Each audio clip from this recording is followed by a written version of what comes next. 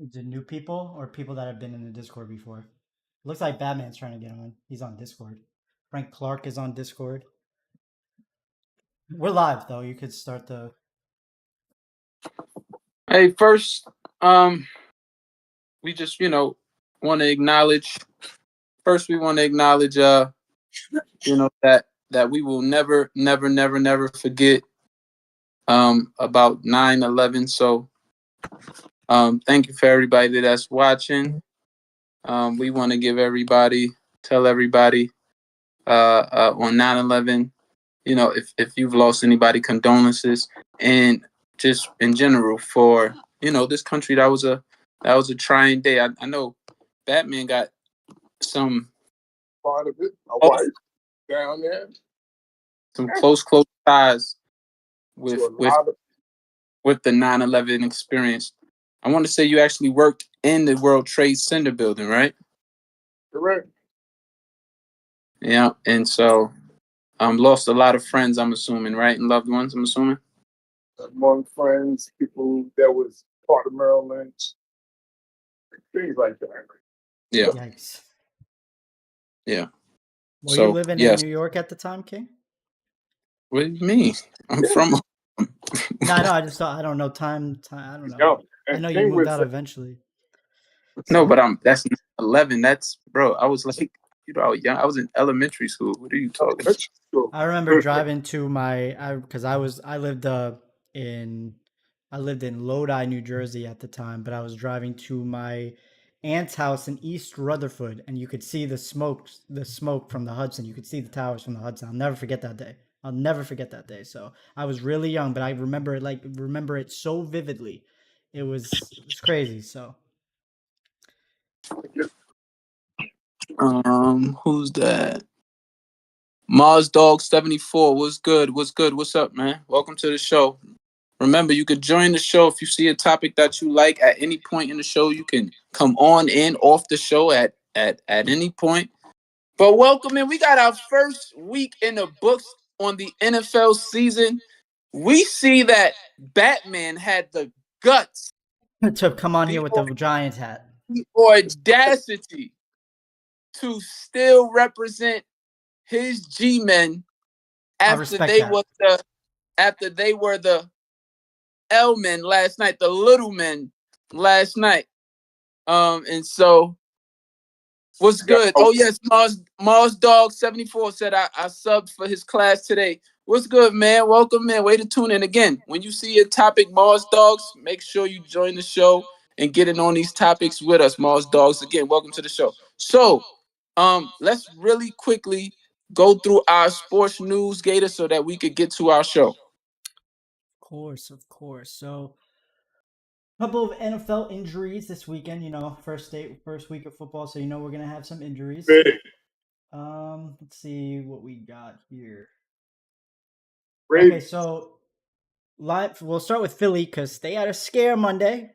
It came down to the last possession. New England almost pulled it off. So whoever had that New England pick, it really almost worked. It really almost worked. Somebody had, I remember, I don't know if it was it wasn't Ty Nation. I think it was Infinite who picked the Patriots. It almost came to fruition. We know almost only counts in horseshoes, though.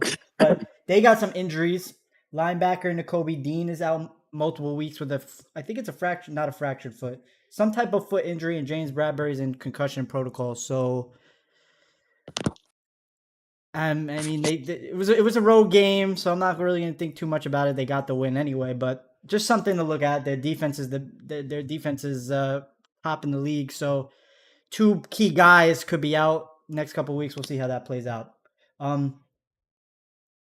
Jacoby Myers had a concussion, and I really feel for the kid because he's a very talented wide receiver. I appreciated his stint with the Patriots. The one thing with the Patriots that he couldn't do, King, do you remember people's gripe with him in New England? I don't know if you. He was a great on the field player, but he could not score touchdowns. I think he played a full NFL season without getting a touchdown, but had close to 1,000 receiving yards. It was bizarre. And he comes to the Raiders and becomes Jimmy G's new favorite target, 2 touchdowns, and he got knocked out of the game on the final drive, on the game-winning drive. I hope he's okay, but it was a pretty bad concussion. They say that this might be one that goes into a few weeks. So hopefully he comes back.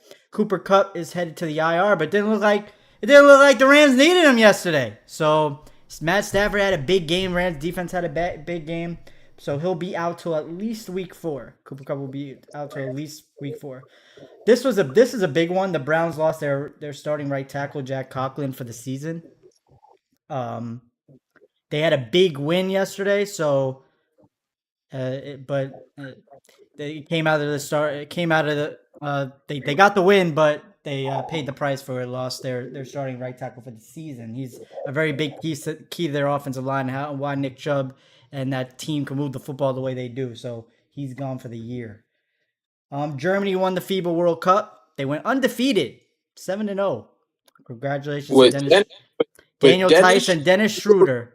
Dennis Schroeder win the FIBA World Cup. And U.S. lost to Canada. They didn't even get a bronze medal. Shame. Wow. Yeah. They lost to Canada, man. So next piece of news here is Sabalenka and Djokovic are the new tennis number 1. So Coco Gauff did beat Sabalenka, but they still gave the number 1 spot to Sabalenka and Novak Djokovic, who's been he's been at the 1 for a long time, but he bounces 1 to 3 between 1 and 3 all the time. He is the new number 1. He won the U.S. Open for the men's, and they gave him the number 1. I think he was 2, and he jumped to 1. And Coco Gauff with her U.S. Open title goes from 6 to 3. Third in the world at 19 years old. So she's coming for that top spot. I wouldn't be surprised if within the next year she does get it. So that's our news for the week, King. Anybody got anything to say about any of that? The running back for the Baltimore Ravens. That's true. It's not. It might not be serious. I did forget about J.K. Dobbins. Hopefully, it's not. But he is. Oh no, they said season. Wait. They said it was a tourniquet. They said he's going for the season. Yeah, they confirmed this for the season. Did that just come? Oh wow! Yeah, right. Yeah, that was yesterday. They confirmed that like an hour after it happened. I did not see that, to be honest. And I was looking on the NFL news today. Huge. Out of all the injuries, yeah, J.K. Dobbins is out for this. The article came out 4:05 today, so that's probably why I was doing the news a little earlier. But yeah, I'm reading it now. Out for the year, season-ending Achilles injury. Wow. He can't catch a break. Can't catch a break. So what's our first topic today? Bills Jets preview. Fernando Clark in the chat said Jets for the win. We'll see. Bills Jets preview. I mean, we got luckily we got a couple football analysts in here. Batman and Cheem Frost. Thank y'all for joining the show. Let's definitely want to welcome our under big dogs for joining the show. Batman, Giants hat on, Cheem with the classic cartoon as his background. Welcome into the show. I want to start off with you, Cheem. What's your outlook preview on this Bills Jets matchup tonight? I mean, where we gonna start? Let's see how this O-line gel. That's the first thing with the Jets. That's really what I'm really paying attention to. I'm really not worried about A-Rod chemistry with the other guys. You know what I'm saying? Even Wilson. He's gonna get right with Wilson. He's gonna get right with Lazard and whoever else. You know what I'm saying? But I'm jacking Brees, jacking Cook. I like that situation, but it's really about that O-line for me, man. That O-line not looking good. We're gonna know what's going on, we're gonna know how this season's gonna turn out. Yeah. I agree. It's O-line, Jim. You're right. It's O-line. The defense is solid. I'm not worried about the D-line and none of that. I'm not worried about the front seven like that. I'm not worried about the back four. You know what I'm saying? Like I believe in them this year defensively, but I gotta see the O-line now. That O-line putting in pain, the AFC is in trouble. Yeah. If that O-line protects A-Rod, the AFC is in trouble. They're in trouble. Wow. It all depends on that offensive line. Period. Protecting Aaron Rodgers. And they got a hell of a backfield running back. You know, he's gonna come and try to prove to, the Vikings that y'all made a big mistake on giving me my bag. So he's not gonna come in there just trying to be a piece on that team. He's gonna try to be an impact. to try to make an impact. And he can catch the rock out of the backfield. So that's what I wanted. But team is right. The O-line got to do what he got to do. Aaron Rodgers going to get on their ass if he don't. You know that. Yeah. So he's been doing it since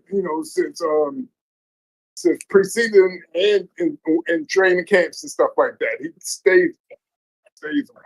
So, right, we gotta make sure not to get fooled neither. If it's like, if we know the O-line not putting in work, but we know they looking good because like A-Rod is reading it quick and he's getting it off right. We still might need to pay attention to still how they pushing the O-line or whatever. You know what I'm saying? Like sometimes that get hidden in what's a good O-line and what's not, just because the quarterback is quick. Yeah. You know, people think the O-line is doing what it is because he's not getting stacked, when sometimes it's the quarterback. You know? So do we have enough? So basically it sounds like, and correct me if I'm wrong, I'll give y'all back the floor, starting with you, Frost.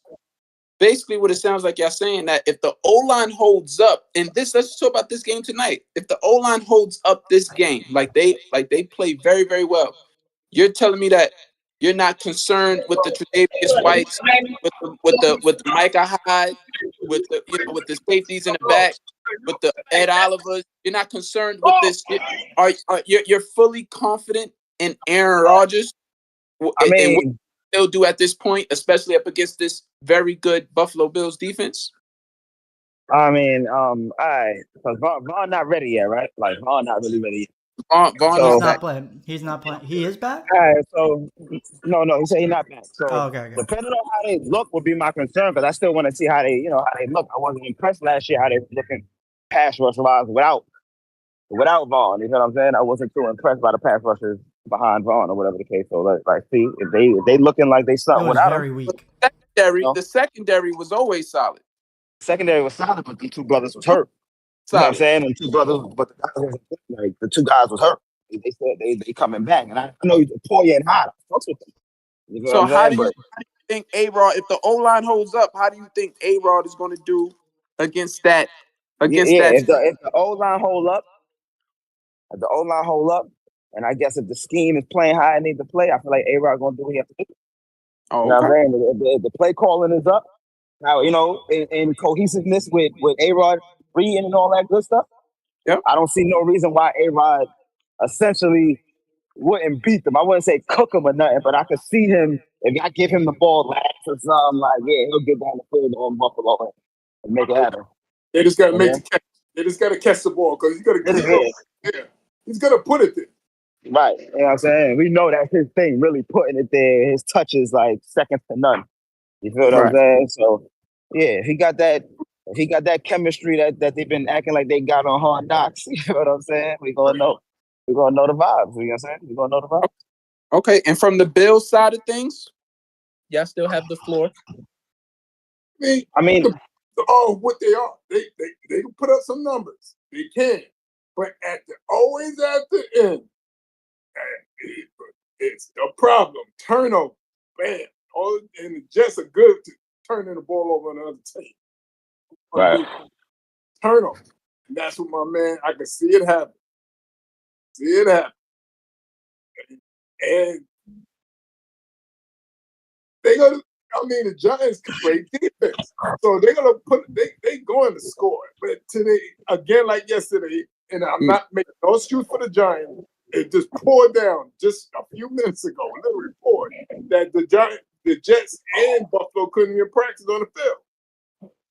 Yeah, it's a state of emergency. They're letting people in the stadium early or some shit like that. It's supposed to clear up by kickoff, but yeah, it is another wet field tonight. So I guess so as far as you said, not Joe Burrow, but Josh Allen, you feel as though he's gonna turn the ball over tonight? Right. I see what Batman. I see what Pop's talking about, man. Because I could see this defense forcing Josh Allen into some situations where he going, not that he can't make the play, but force him to be like, all right, I'm ready to be Superman. And I agree with them. I agree with them. When cats got to be Superman, it don't always pan out. Like, not that it can't pan out, but You know how I go. Yeah. So, and before I give Gator the floor, and let's just go with predictions then right now from our two football guys, starting with you, Batman. Who you got winning this game? Big game. I got the Jets winning, not big, possibly can, by at least. I take the under 7, so between 6 and 7. I take the under though, but it won't be no last minute plays. It's gonna be more on the defense stopping Buffalo. Just gonna be up the Jets defense stopping Buffalo and winning the game that way. Wow, Dame. Yeah. I think I'm on a similar mindset. I see the Jets. I'm seeing the Jets winning this game, making Buffalo work a little bit. You know what I'm saying? If they don't give up no big plays, it's gonna be nice to see. Like, all right, Josh, now let's see you be a little meticulous more often. You think what I'm saying? Like you ain't got the big play right now. Let's see you do your 1-2 in an efficient manner without being too erratic. You know what I'm saying? If they force him into that, the Jets should come out with this win. I think it'll be like a short win too, probably by a TD, no more than that. You know what I'm saying? It's close. It's The 10 line's points. close. The line, I think, is only 2 or 3. So they're projecting a close game. Yeah, I don't feel like they were bluffing at all about the concerns on the offensive line. And so when you got a formidable foe like the Buffalo Bills, I'm gonna take the Buffalo Bills on my prediction. Gator, what are you looking at? The last time that we heard that, King, the last time that we spoke about a Bills game and we said we are concerned about the other team's O-line, the Bills defense got torched. I know they Which were one? Cincinnati. Everyone said the Bills were going to get pressure on Cincinnati in the playoffs because their O-line was hurt, banged up. There was no problem. So I'm not worried about the Bills pass rushers. And I think we should be asking the question that you asked to start this conversation. I think we should be asking it in reverse. How do we feel about how Josh Allen is going to perform against this Jets defense, not how Aaron Rodgers is going to perform against the Bills defense? I think Aaron Rodgers is going to play fine tonight. I think the Bills defense is right there with the Jets defense. That's why but the way I'm thinking about it is Aaron Rodgers gets to play against that Jets defense every day. They get to play, their receivers get to play against the likes of Sauce Gardner every day in practice. Garrett Wilson going to have no problem with those DBs tonight. Tre'Davious White is like that though. Yeah, we can't. I'm not saying he's not like that. Whoa! Right now, as we speak, I'm not saying.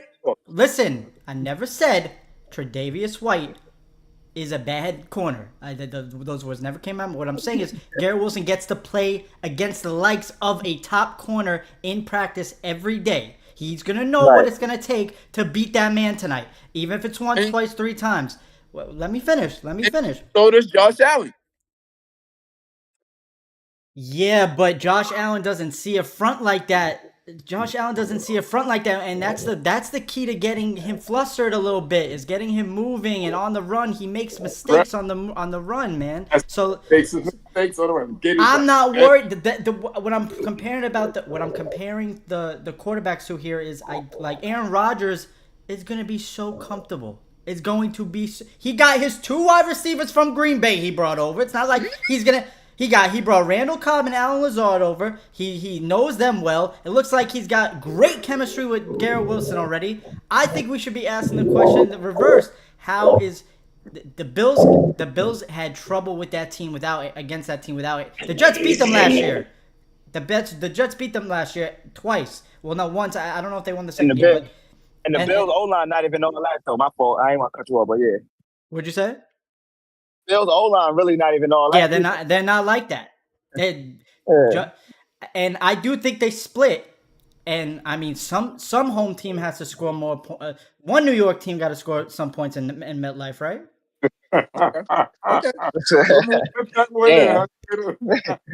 Damn.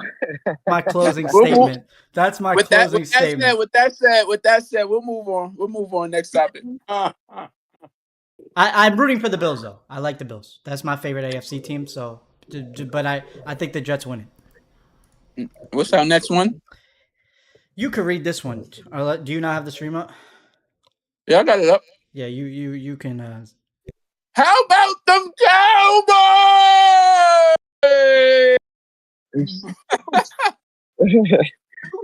Sorry, fan out there. You fake ass Cowboy. And you said it just like they said. That's why. Let me get the question out. Let me get the question out. And I'll let you start because you're a Giant. All right. You're a Giant fan, so I'll let you start. And so am I. Disclaimer. All right. I root for the Giants as well. Are they the team to beat in the NFC? Yes or no, Batman? Without any question. Without any question. Without any question. And it's coming from a Giant fan that is mad as hell. But I said, I'm going to not only come on the show today, I'm going to come on start on time. Because I'm going to start on time. So y'all can back me. It's like, it's half the NFL is 0-1. Half the NFL is 0-1 starting today. So it's 40-0, 3-0. A loss is a loss. So, but them Cowboys look real. They look for real. And their offense wasn't really all that. It was their defense, special teams, the pressure, it made that game so easy. Like he was just like, wow, I'm up 26-9. I didn't even help him get a field goal out of that. You know what I mean? So it's like the second half was like now still raining now. Giants basically gave up, and that's the bottom line. They did. You can't. Nobody on it. You see the sideline. You can see the bench. They was like what the? Got punched in the mouth, and then didn't get back up. They didn't even count to 10. They just waved their hand. Rest that game over, bro. Game over. It's over. But their defense looked fantastic. But know who else defense looked good though? Jumping real quick. Yeah, say it. It's real. Nah. They was looking okay. They were looking all right. There's another defense that looked really good. There's another defense that looked really good. We won't jump around, but now going back. But when the Patriots started to figure out what they was doing, they did start playing. They're real. No, they definitely started. New England played well. They played well. They did. But so we definitely will get to that as far as week 1 takeaways. So, but as far are they the team to beat the Dallas Cowboys? Mars Dogs in the chat said they defensive stacks, Diggs, Gilmore, and Parsons. You're not wrong. You're not wrong. The defense is definitely stacked. Team, are the Cowboys just week 1, like just from what you saw last night, and you had to sort of predetermine what's going to end up happening this year in the NFC? Are the Cowboys the team to beat in the NFC? Nah, I'm not there yet. I'm not. Wow. Tell them who it is, though. I'm curious. Tell them who it is. I'm with the San Fran hype train right now. I'm with the San Fran hype train right now. Defense is looking crazy too. Like Dallas was looking super fast. I ain't gonna lie. They was on top of the Giants. They looked amazing. They did. Yeah. They gave me. But we expected that, no? I mean, I expected the Giants to lose. I didn't expect the beatdown. I expected them to lose though. Wow. I ain't gonna hold you. I expected the Giants to give up like a nice fight though. I ain't gonna lie. I thought the Giants was gonna come out here. Maybe I asked the question wrong. Did we expect Dallas's defense to be? Don't we expect Dallas's defense to be one of the top 2, 3? No. I expected that already. I expect big things from Dallas defense. But San Fran wise though, they gave me more like it was speed and physicality though. Like it was just more physical too. Like it was a little more. And that offense was looking alright. That offense was looking alright. I said if I had Gator number, I'll quote because. But TJ Watt was beating that. Crazy though. TJ Watt was going crazy. TJ Watt was beating out like a buck. Watt was still doing his thing. Yeah, he did. Yeah, TJ Watt was going crazy. I told you they was garbage. Pittsburgh was garbage. I was super confident. 30 points against that defense. I was so confident in my Dallas pick to be the team to represent the NFC in the Super Bowl that I said last show, I'm jumping off the bandwagon if they lose to this New York Giants team. If you're serious about getting to the Super Bowl, being a team that's actually going to be there, if we project forward, you're not going to lose to the Giants team. Like, you just, no disrespect to the Giants, good roster. I expect I expect the bounce back week for the Giants, but the roster's good. The coaching staff is solid. But when you talk about like this Dallas team, it's like if y'all all this talking y'all doing, the media is hyping y'all up, analysts is hyping y'all defense up. If y'all serious, y'all don't lose this game, period. So I felt as though I would have been completely off the Dallas Cowboys bandwagon if they lost this game. And to win this way, what better way to start to sort of just show the league, like, okay, like, yeah, we here, like, you know, like we gonna represent the NFC. They definitely like showed that they like that. I'm not gonna say that they number 2 to me right now. You know what I'm saying? Like it's close 1 and 2 or whatever the case. But like I said, both NFC teams gave their both the top 2 NFC teams gave their team a beatdown week 1. So basically. So I mean, like, I'm not even mad that y'all feel like that. You know what I'm saying? I'm not even like totally disagreeing. You feel what I'm saying? I just feel one way, you know, like slightly. Like, you know what I'm saying? But I see why y'all feel like. Yeah, go ahead. Sorry. See why y'all feel like, you know, Dallas is the team to beat because they did put on. But you know, I'm gonna be honest, King. Though, like, as much as I expected that, I have in my perspective, I had the Giants as last place in the East this year. So I did if that's their O-line, it really don't matter what NFL defense is good. They're in trouble. They're gonna have a long season, and they have a must win at Arizona this week because they come back it's a must win because if not, they're starting 0-3. Stop it's a must win. Dallas made their O-line look like that. Like no, we gotta really no. Their O-line is bad. Their O-line is horrible. No, it's not. You're gonna see next week when the Arizona defense does that. We're gonna see. Dallas schemes made that offensive line look that bad. Their speed in those schemes is the reason why it looked bad. Bad. That bad. Yes, but they still have a bad O-line. On top of that, O-line is bad. On top of that, when you consider, the Dallas Cowboys is a bad weather conditioned football team.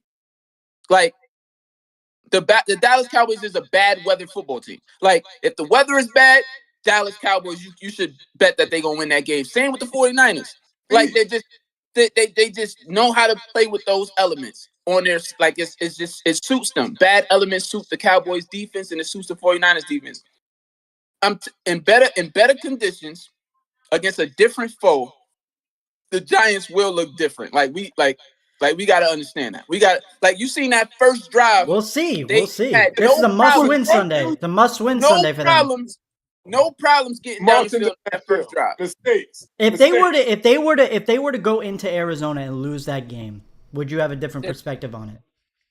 Of course I would. Because then they got to play San Fran the very next week. They're starting 0-3. I can't wait to that. That's what I can't. Next topic. What's our next topic, Gator?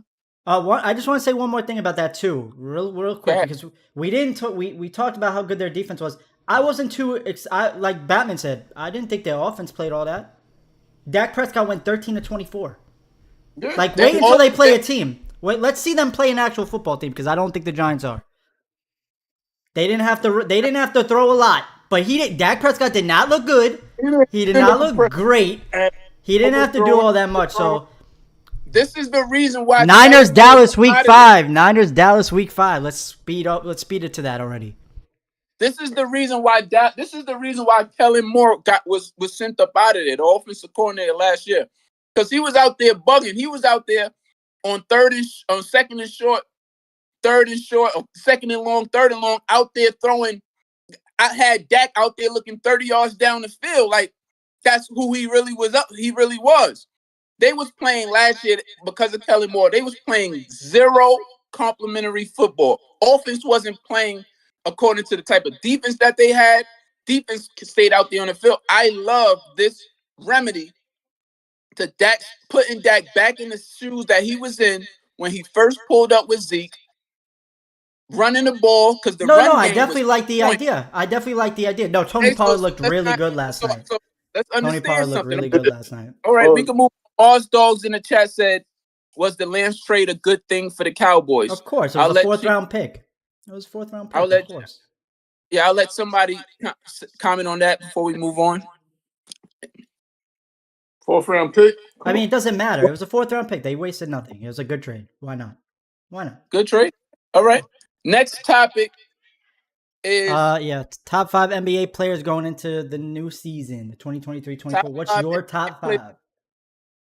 Top 5 players going into the NBA season. Mars Dog, put your top 5 NBA players going into the new NBA season this year. Put your top 5 down there. Yeah, if anybody's in the chat has no access to the show, just chat with us in the show. In the comments. That's fine. We see them. We read them. Get on the show on the Discord if you want to be on the show and say your comments on the show live. If not, you could say it in the chat. Who's gonna go first with this? We usually leave it up to them, but if they need a few, I could go first. It sound like they stuck. I'll let them think. I'll go first. Analytical. Y'all can chill. I'll go first. I got go ahead. Jokic. Mm-hmm. I got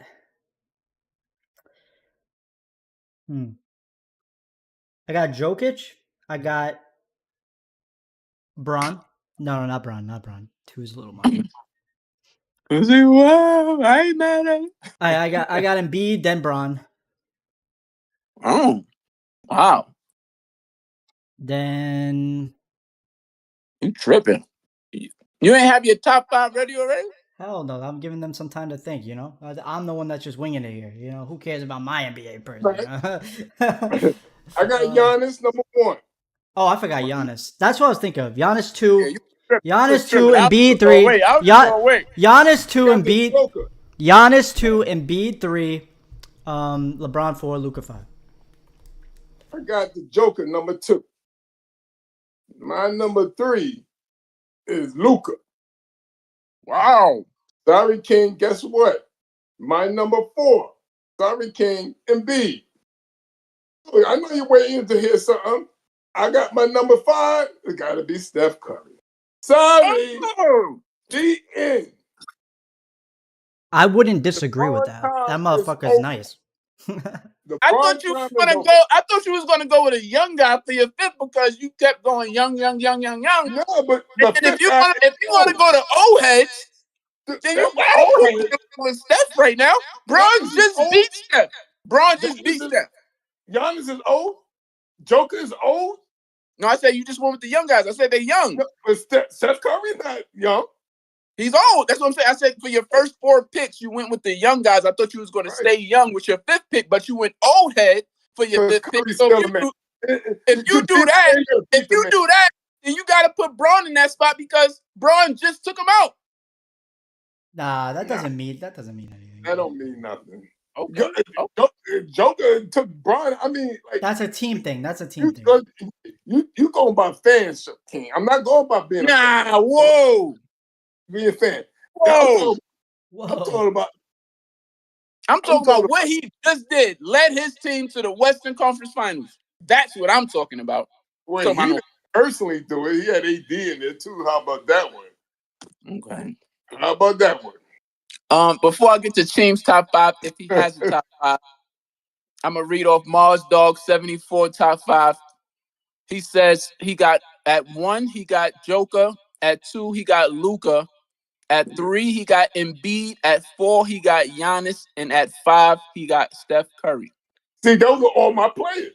Every name he named was my picks, but different in order. That's not a bad top 5. That's not a bad top 5. Team, got a top 5?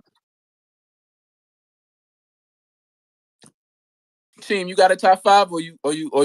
He might be AFK. Oh, yeah, he's AFK. He's out and he's our NFL guy. He's our NFL analyst. Yeah, so y'all tripping. For my top 5, at 1, We definitely taking Joker right now. I'm sorry, I gotta take Joker. I gotta put him there. I have him too. Yeah, at 2, without a doubt, it's not even close. Like, it's Joker, Giannis, and then everybody else right now, in my opinion. Giannis is 2. He's too darn good. Like, the dude is too freaking good. I really want to put him at 1, honestly, but what Joker did in the playoffs, made it very, very difficult to put him at that spot. At 3. I'm sorry, y'all. Wait, who did you put at 2? Sorry. Giannis. Okay, that's what I said. Yeah. Okay. I'm sorry, y'all. It's not Embiid. It's not, Braun.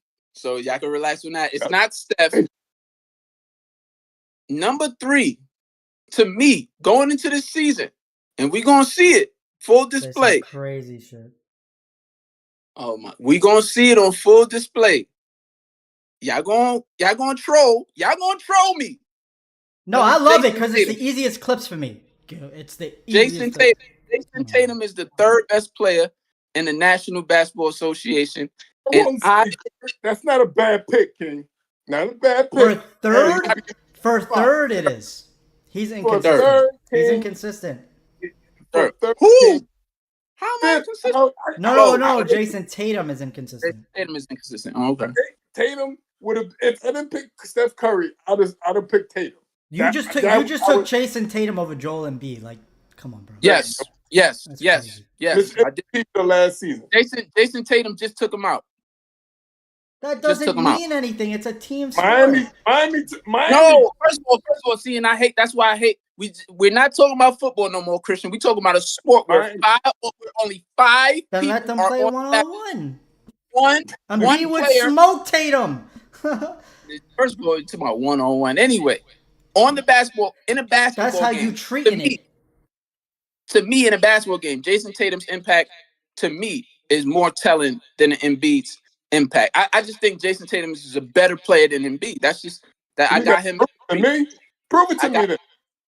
Beat Miami. Okay, and you're right. I give you that. But just his skill set. That's a little crazy. But his skill set, his arsenal, his bat, everything that he's able to do offensively and defensively, I got him at 3. At 4, you got to give me Braun still. I know it wouldn't be Braun if he didn't just come off a season where he averaged 29, 8, and 7 and propelled his team to the Western Conference Finals. It wouldn't be Braun there. But to see that he's still capable of doing that, and then when you consider the complementary pieces that they added to this team going into the season, I think this season Braun is still going to prove that he is atop the league, at least in the top 5. Come on. Braun not a top 5 player in the league still. Come on. 4, 5. Give me Steph still over Embiid. I love Embiid. Embiid is very, very dominant. But when you talk about when it comes down to it, when it comes in a 7-game series, I still want Steph over Embiid. I'm sorry. I just still want Steph over Embiid. I want Steph over Luka. So that's really what my picks are coming down to. Who do I want when it most matters? Luka is phenomenal. Phenomenal. Both healthy. You got Tatum over Luka. Yes. Wow. Yes. Wow. Yes. That's how the heck do you think, if that's the case, how the heck do you think LeBron is better than Jordan? What are you talking about right now? Because he's better than, I said he's Luka over Braun, is better right? than Jason Tatum. He's a better basketball player than Jason Tatum. All round. He's a better basketball player, but it's okay. I can't say that. I can't say that. That's his top 5. You right. That's his top 5. And we can move on just from there. We can move on. If Team don't got a top 5, we could definitely move on. How much better are the Lakers now that they signed Christian Wood?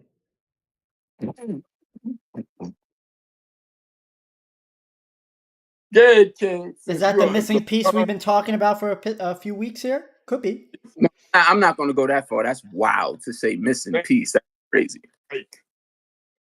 A big rebounder? Christian Wood's a good player. It's funny. You know what was funny to me? How all off season, right? You had all of these teams clamoring for Christian Woods, who, mind you, in the last 5 seasons, these were that 17 and 8, 13 and 6 on 40% shooting from 3, 21 and 10 on 40% shooting from 3, 18 and 10 on 40% shooting from the 3, 17 and 7 on 38% shooting from 3. This is like, it's funny how all off season everybody was clamoring to try to sign Christian Wood. Everybody was clamoring to try to sign him. But then when they didn't get him, it was that's not that crazy of a signing. This guy, nah. Stop it. With this Lakers team, to me, that's a huge signing for the Lakers. Yes.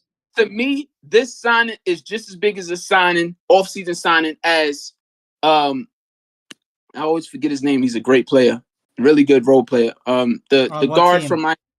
What team? On Lakers. He's on the Lakers. He came from Miami. Yeah, the guard. Yeah, I know who it is. Anyway, it's so hard. Anyway, Gabe Vincent. Yeah, whatever. Gabe Vincent. Yes, thank you, Christian. Gabe Vincent. So to me, it's just as big as this off-season signing as Gabe Vincent, Christian Wood is. Okay, give me a second. Okay, you talk. National anthem, then. Oh, national anthem is playing on the game? Oh, the game's starting already? I thought it don't start to 8:30. So Christian Wood signing is just as big as a signing as the Gabe Vincent signing. Mars Dog 74 said he averaged 72. He averaged 17 points, 7 rebounds on 52% shooting from the field, just this past season. So this is an incredible signing to me. Like, when you talk about a guy who actually can get him the ball in LeBron James, like the pressure that's going to be off of him because of the insurmountable pressure that's going to be on LeBron and AD and Austin Reeves, he's going to seamlessly fit into this Lakers team and help drastically. Like, we gotta keep remembering, for the last few years now, LeBron has had one minor injury after one minor injury after one minor injury. This past season was like his first like major one, in a sense, like where it was just like, oh. So it's just like, finally, LeBron can go into a season where he's not averaging 41 minutes a game or 39 minutes a game as such. Like, he can now finally, even if he plays big minutes, he can now finally lean heavily on his teammates to get regular season wins this year, saving his body for the playoffs, building continuity, building cohesiveness. And by the time they get to the postseason, you got all of these complimentary guys. My big X factor, and is just Austin Reeves. If Austin Reeves could be a formidable third guy, all of these other complementary pieces are going to prove very, very beneficial. This Christian Wood signing was huge. Yeah. And he's a 40% three-point shooter, a willing rebounder. He averaged 10 boards. Willing rebound at 6'11", 40% three-point shooter. Coming off the bench for AD, like, that's huge. Big time athlete, big time jumping ability, Lob City all day. So it's like the versatility that he's going to bring to this team, the Lakers do not have. They actually have it. They have it in AD. But AD is not the shooter that this guy is. So the versatility, the way he's going to fit into this team, is a huge signing. I'm looking forward to these Lakers this year. I got a question for you, King. I got a question for you because it's looking like it. Is this the best team that LeBron's ever had? Like, every piece. Is this like, because their bench is crazy. Their bench is crazy. This is definitely the deepest team that he's ever had, without a doubt. This is definitely the deepest team he's ever had. I don't know if it's the best top heavy team he's ever had. Forget that. Would you say this is the best team he's ever had? Stop putting too much on it. Yes or no? It'll be all up to 80. If 80 this season is Anthony Davis of New Orleans Pelicans, 30 years, 29 years old. Bubble AD. If he's bubble AD, whatever you want to say, like New Orleans Pelicans AD, talking about 29 points a game, 14 rebounds a game, 3 blocks a game. I'm talking about dominant AD. If he's that guy, this is definitely best team he would have ever had. So, Mars Dogs in the chat said second best. Who was the first best roster? Mars Dogs, put it in the chat. What's our next topic, Gator? As I turn this football game on my screen while we do the show. That's why people got to realize. Are we concerned about? Actually, I'm gonna do this first. People got to realize you could still watch you could still tune in with us, be on the show with us Let's do the old school, new school. While watching the football game, right? You could still so I'm watching the football game right now, and I'm on the show enjoying talking some sports. Out under Big Dog's best quote that we have, our main quote is, "If you love sports, make talking sports a part of your livelihood." So yeah, I'm watching the game while talking sports. What's our next topic here? He said old school versus new school. He said he said probably the 2015 or 2016 Cavs. That 2016 Cavaliers with Kyrie Irving, Kevin Love. That's good team. I forgot about that. I low key forgot about that roster. I don't know though. I think that Miami Heat roster was better than that Cavs roster. That Miami Heat roster was that was a fun roster. Our next topic here. Let's see where our old school guy goes with this one. It's old school versus all y'all. This one's all y'all. Take it away. We won't take long. No, you guys. It won't take long to obliterate if he even. Oh no, let's go. Old school versus disrespectful. Carmelo Anthony or George Gervin. George Gervin. With our next joint. And Carmelo is my man from Brooklyn. Played with the Knicks. I watched him play Syracuse when he won a national championship as a freshman. So I know y'all bugging. Watch the videotapes of the Iceman George Gervin, and then you couldn't compare them. You could compare them, but the Iceman George Gervin. So y'all straddle your face because you never seen him play. No, go to. All right. Can I ask you? Before you continue, Batman, can I ask you to do me a favor? Can you lean on how well their teams did? Let me finish. Can you lean on how good players were they in terms of when it came down to propelling their teams to wins, and what they was able to do, what their talent was able to do from a win-loss perspective, from because it sounds like you're going based off aesthetics right now. He looked. It was more fun to watch George Gervin than it was Carmelo. Is that what you're doing? You put it that way, because what did Carmelo Anthony do to his team other than make a playoff? What did he do? San Antonio made players when Iceman George Gervin was there too. Never won a chip, but he was. If it wasn't for a Iceman on the Spurs team, they would have been whacked. And he stayed with that team to the end of his career. Not bouncing around here and there. Iceman Gervin was putting up 40, 50 points a night. How about that one? And did the same thing Carmelo did. Playoffs and busts. Then because other teams were just better. Carmelo was just the main focus point when he was in Denver. Same thing with the Iceman Gervin. Now you got to put statistics up, and then you'll say Iceman George Gervin was better. Because now you just said Melo won a championship when he was in New York, or when he was in Denver. He lead Denver with the damn a championship. Okay, so if you want to do it like that, then that's simple. Iceman George Gervin, and then you got to look at the stats. And then you'll say, yo, Pop, yeah, you was right. And then you got to watch his tapes. Watch Iceman tapes. And you'll be like, oh, I didn't know that Iceman. It's like, why you compare the Iceman? Where you get that from? The Iceman against Carmelo from? Because that's actually a good one. Because then it's easy.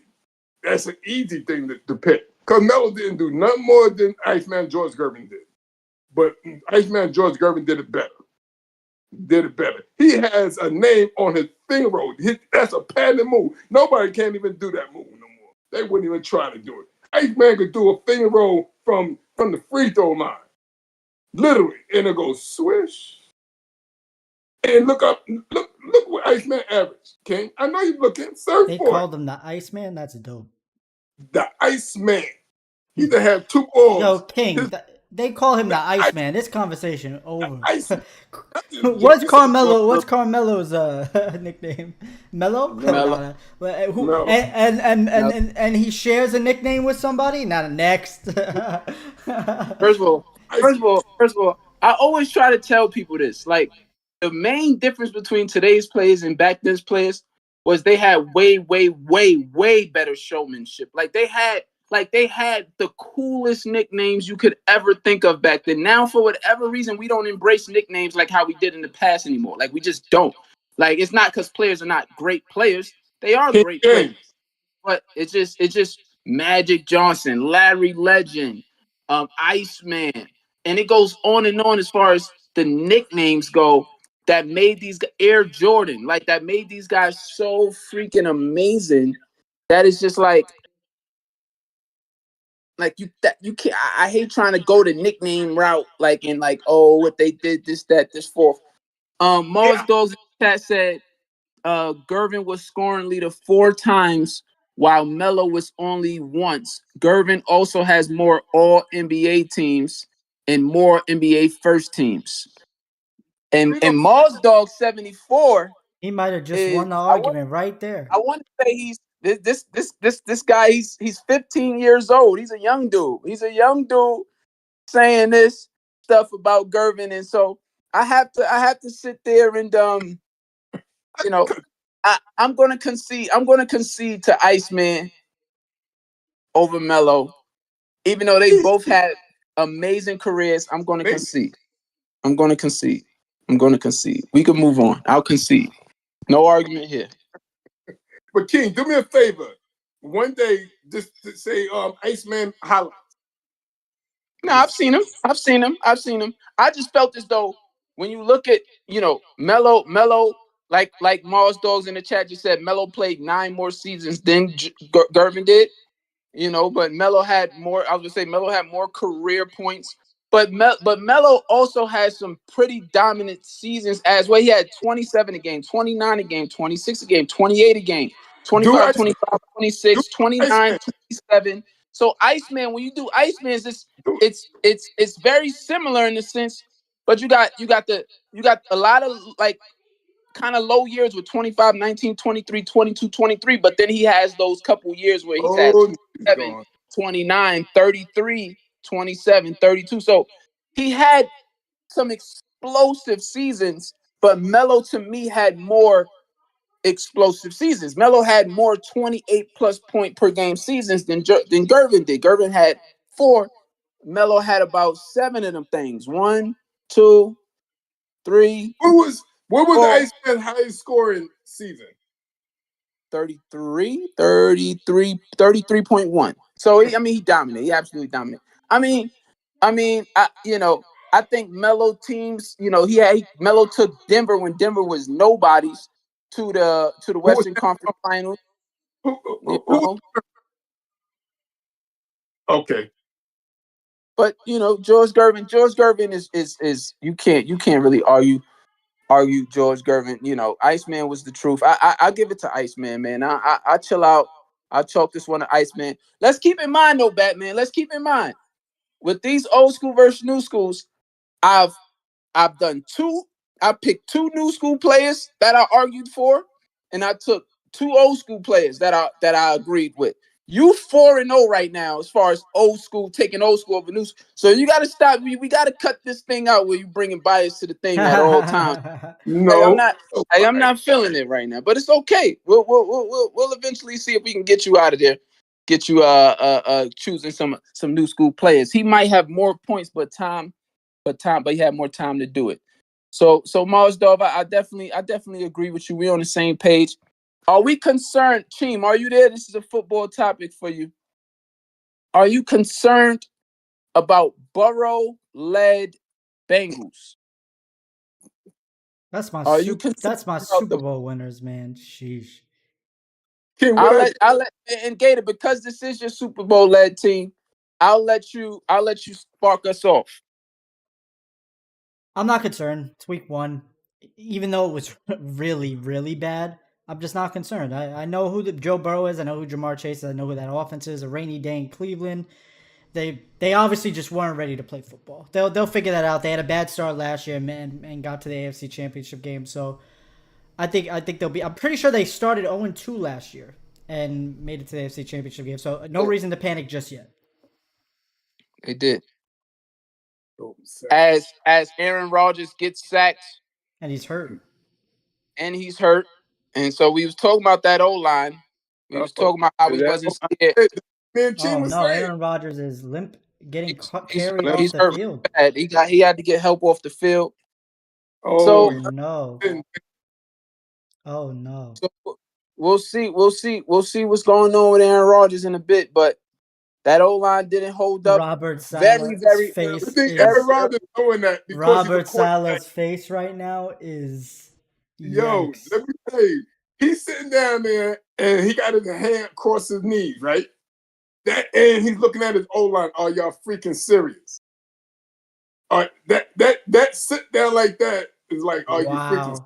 Wow, that would be awful. First play of the game, first play on their offensive drive. It wasn't the first play. It wasn't the first play. But they got a couple first downs? Yeah, they did. They started from their own 10. They were moving. Oh, they were moving. Yeah. Shit. Breece Hall ripped off a 20-yard run on the first play of the game. He's getting carried off. Oh, shit. Yikes. Next man up. Fuck it. Like I say, next man up. Next man up. Wow. I mean, that was next man up. But for entertainment aspect, and I really wanted to watch Aaron Rodgers on the Jets this year. I pray it's not. Like watching the game. Yeah. I definitely pray it's not serious. But that's why. Jets fans holding their breath right now. He said, and then we definitely, yes, Mars Dog, we definitely gonna get back to this topic. They had a bad game, but still they good. Burrow has Chase and Mixon still. So Mars Dog in the chat just said that T. Higgins had no catch yesterday. Like he said it was just a bad game for the Bengals. And yeah, as Aaron Rodgers has got knocked out right now. We'll see what happens with that. We hope it's not serious. Yeah, and so to me, honestly, I believe that it was a bad game. I mean, excuse me, not a bad game. I believe this is a tale of what's to come for these Bengals. You're crazy. Did I not have the Bengals? Were the Bengals on my play for the AFC when I picked my 7 AFC teams? Were the Bengals one of those 7 teams? No, but you're still crazy. But no, they were not. So all that showed me yesterday was what I already predetermined, pre-picked, already visualized happening in a sense as far as them having. I see what you mean, though, because I said the same thing about the Giants. I see what you mean. Like it's just because you don't think they're going to be good anyway. So yeah, it's just affirming what I feel about these Bengals. They had an amazing 2 seasons. But it kind of, for me, it came too sudden as far as when they went to the Super Bowl, and then the very next season after that, they go to the AFC Championship game. But before that, they were so putrid as of a team that, like, we put so much emphasis on Joe Burrow and who he is. I just want to continue to kind of slow down just a little bit. Like just a little bit, like with this Bengals team, as far as like to try to paint them as some team that's just going to be in the playoffs every single year. Like I'm not to me, they're not the, the Patriots of old where when Tom Brady and Bill Belichick where just put them in the playoffs, they're going to be there, point blank period, they're in there. Like they're not one of those type of teams. Like even, like teams have layoffs where good teams have layoffs where they don't make the playoffs. The same teams don't make the playoffs every single year. Like it just doesn't happen. Like it's always a fluid playoffs picture. When you talking about the Bills, cool. They've been in there for the past 5 seasons in a row because they built the organization, they built the team to be able to go ahead and do that. Same with it's a couple teams like the Baltimore Ravens. They built a team to be able to go ahead and be in the playoffs the last 4 years. They were only not in the playoffs one of the last 4 years because one of the last 5 years actually because of Lamar Jackson missed like the last 6 games of the season. So it's just like you got to be a certain type of team as a collective for me to consider you to just look at you and just book you as a playoff team. Like you're booked, you're a playoff team, period. I'm just putting you in there. Like, no, these Bengals teams do not give me that feeling. Though the success they had the last 2 years, they don't give me that feeling where I could just jot them down as a automatic in the playoffs, forget it, set it and forget it kind of situation. No. Also, I heard that he didn't practice. He didn't practice in preseason. He didn't practice. No, he didn't. He didn't practice all training camp, preseason. He didn't play a preseason snap, nothing. No preseason snap, nothing.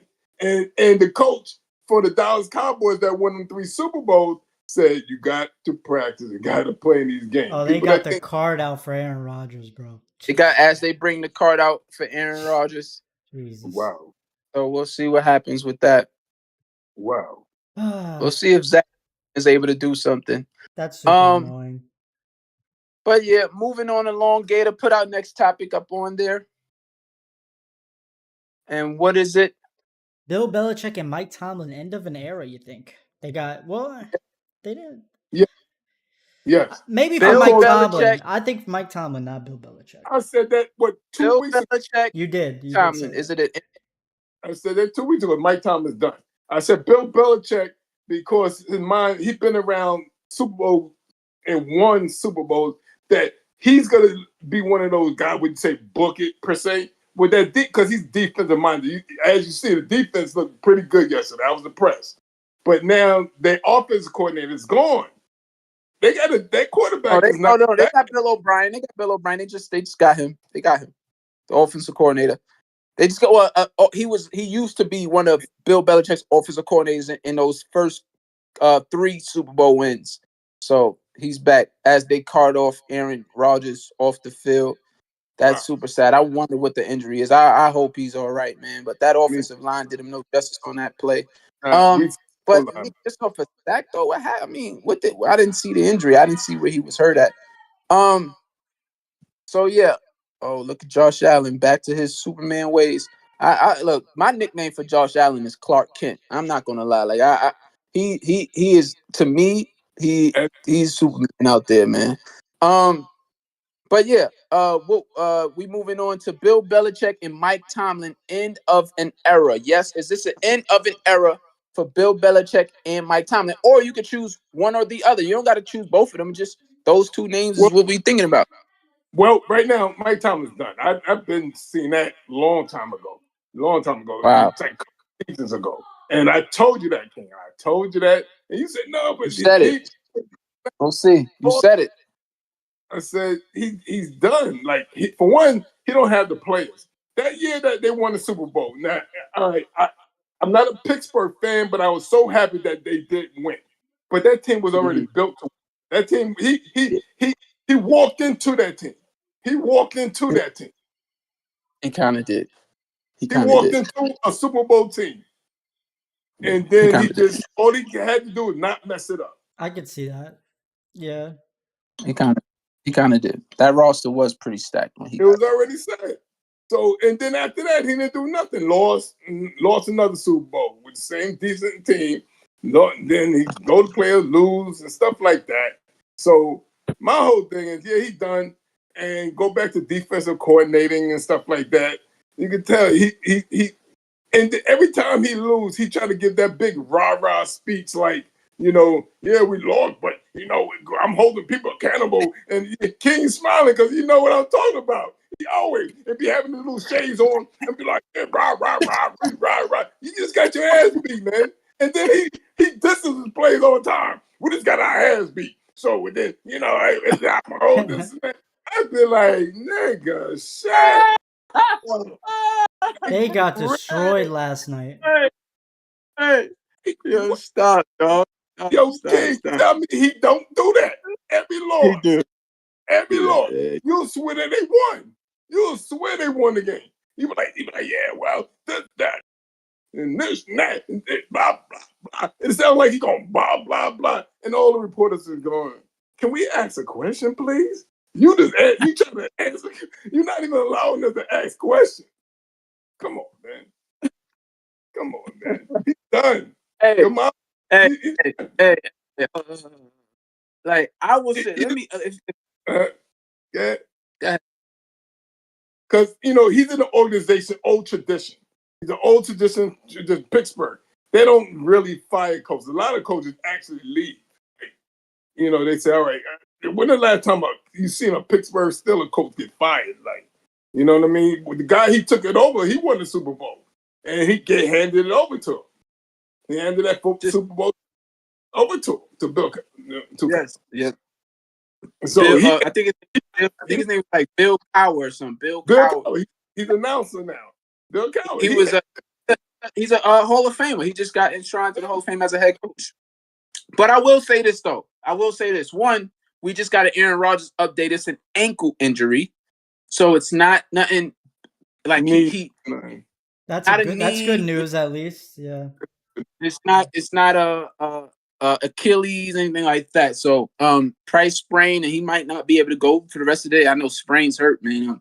But they might give him a shot in that little area. Boop, tape it up and say, get your out. So listen, Linda. Is it an end of an era for Bill Mike Tomlin? This is what I will say. What do you mean by that? Like really high caliber? End of an era. Let's understand. End of an era of Bill in New England and Mike Tomlin in Pittsburgh. And honestly, dare I say, end of an era as head coaches. End of an era as head coaches in today's game. And let me okay, I'll be quick with Bill. Bill, no. Straight up, no. Like the way Bill could still get, like Bill still knows what he's doing out there. Bill had against the Eagles, Team, welcome back if you're there. Bill against the Eagles had them in that game. I know we don't give any trophies to the losing team, no matter how close it is in football, right? But to see the Patriots with their roster construction as it currently is, when you have a roster over there in Philly, top to bottom, is dominant, full of top tier players. Except for the linebackers. Oh. It to me, to see them in that football game, to me was like, okay, Bill still got Bill know what he's doing out there. And especially I'm loving the Bill O'Brien hire as the offensive coordinator.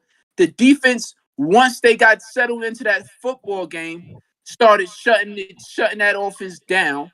Of the Philadelphia Eagles, an offense that is very, very potent, by the way. Right. Shut it down. Had Jalen looking real regular. Jalen Hurts looking regular. And so I'm not gonna go and I think me and Cheen feel the same way about this. Bill Belichick just needs to stop being stubborn in this respect.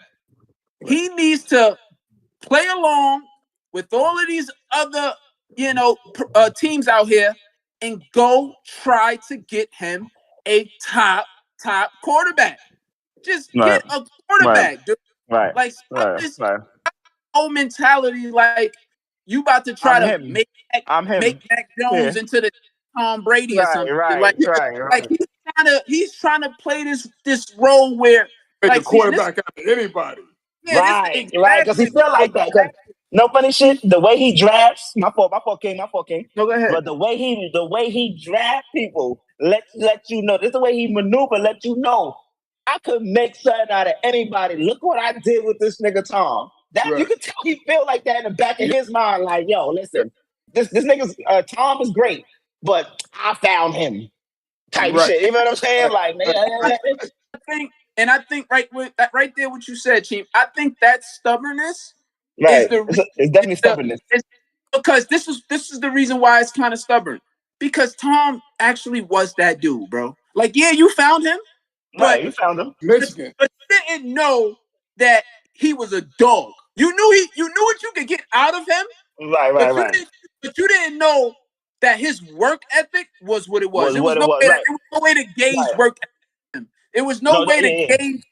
It was no way to gauge the dog that was in him. There was no way to gauge that the man is a full-blown nutritional mad scientist. There's no way to gauge that. I never gave Bill the credit for that. I gave Bill just the credit for making the environment for him to develop into such a thing. Bill created the prime environment for such like I know niggas don't like me saying it, but an individual like Tom, that's like mid in talent. You feel what I'm saying? But work ethic is crazy, but made it work for you. You feel what I'm saying? Made this shit, made an environment where you could thrive, boy. You feel what I'm saying? Exactly. And I agree. And so what Bill is missing is the fact that, yo, bro, Tom was really you found him, and you helped curate him, you helped develop him, but it was something about him as well, bro. Right. It was something about him as well, bro. And so you gotta understand, bro. You had one of the best to ever do it, bro. Can you go out there, stop being who you are as far as I could do it with Mac Jones, bro? Go get you a quarterback. Right. Go do what you never done before and trade up for a first pick overall, for a second pick overall, and try to get Caleb Williams or try to get one of these guys coming out.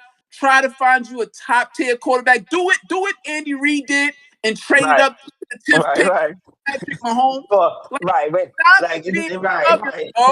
We in an era of great quarterbacks right now. Mahomes is out here bugging. If you want any chance, bro, you're in the AFC with this man. You're in the AFC with this guy. If you want any shot, bro, you gotta get you a dude. Once you got a dude, you beating good defenses. He's in the dudes AFC. are beating good defenses. This is what I'm saying. He's in the AFC with Joe Burrow, Justin Herbert, Lamar Jackson, Patrick Mahomes. What do you want him to do though? What do you like? I don't understand. Like, get a quarterback. How? No. See, this is what you're missing, Gator. He don't even try to. Right. He don't even make the attempt. He don't even make the attempt. Like, what's out there? I want one of those top tier guys. Like, he don't even. They drafted Mac Jones. They drafted Mac Jones. But Mac Jones is not a top tier guy. They thought he was going to be. A lot of people thought he was going to be. So one could say they did try. No, Bill thought, and because Bill he thought he was going to be exactly the player that he is right now. He knew he was. He knew he was going to be ready. They drafted him at like 12th overall. Yes, but it wasn't. But listen, Gator. It wasn't an attempt to get him. It was like he just fell to him. If Mac Jones would have got drafted somewhere else, that was their original draft pick. He would have went about his business. And then on top of that, they knew everybody knew, all the analytical guys knew, all the scouts knew. Very, very low ceiling. Like it's a you can work with it. I didn't want the Niners to draft him either, so but don't expect no crazy ceiling out of this guy. Like, so it's just He made the Pro Bowl his first season. It's so Right. frustrating. I mean, Why? Pro Bowls don't mean nothing no more. We know the fact that nobody respects the Pro Bowl no more. We understand. But I'm just saying, that's why I feel like it's not over, because Bill Belichick's defense in 2023 is still formidable. Like these guys, like he's still having, he's probably having the most fun right now in terms of going up against offensive coordinators that he's ever had in his career. Because these guys, they like the simplicity now of today's offenses versus back then. Like offenses, the schemes, it was a little more hidden. Like, all right, we're gonna run. It was like, man, what are they gonna do when it really comes down? He's like, man, y'all just throwing the ball all willy nilly everywhere. Like, what's going on? Like, I'm about to eat this up, and it shows. Like, cause he still does. His defenses last year, I would say they was a top 4 defense last year. They led the league last year in sacks. Like, he's like, wait, y'all about to sit there and pull back to look down the field on me? On me? Oh, y'all bugging. Like, y'all really just throwing the ball downfield. Okay, I'm going to lead the league in sacks and show y'all that that's just not a smart way to play football. Like, as a defensive coordinator, he still is atop the league, and he still can have his defense going crazy in this era. It's just that offense, man. He needs an innovative mind in there. I don't got to be an innovative mind as far as an OC. Get a QB, dog. Bill O'Brien is more than but I feel like he need a QB, and he need the type of OC that's really gonna be like, Bill, this is type my side. Bill, just relax. You feel what I'm saying? Right. That guy also gotta be a guy, bro. Flex enough to even catch him saying, "Yo, Bill, relax."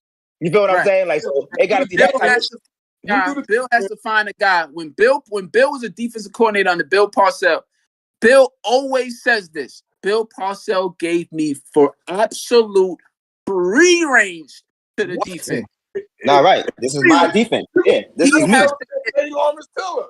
If Bill Belichick would have tried to stay, Lawrence Taylor out of North Carolina, who would have thought Lawrence Taylor would have been the best freaking linebacker in the league? Oh, I say that to say, you got to do the same for an innovative offensive mind guy. You got to bring an innovative guy in. But he gave McDaniels long range, nigga. McDaniels' arm was long. Yeah. He gave that young boy from a young boy, like wild range. You feel what I'm saying? So we're not gonna act like he don't. It's just not. He don't do it with everybody. So, but and then when you gotta remember those first 3 years with the Patriots, those other coordinators back then was closer to his age. Those are older guys too. Romeo Crennel and them niggas and Charlie Weiss.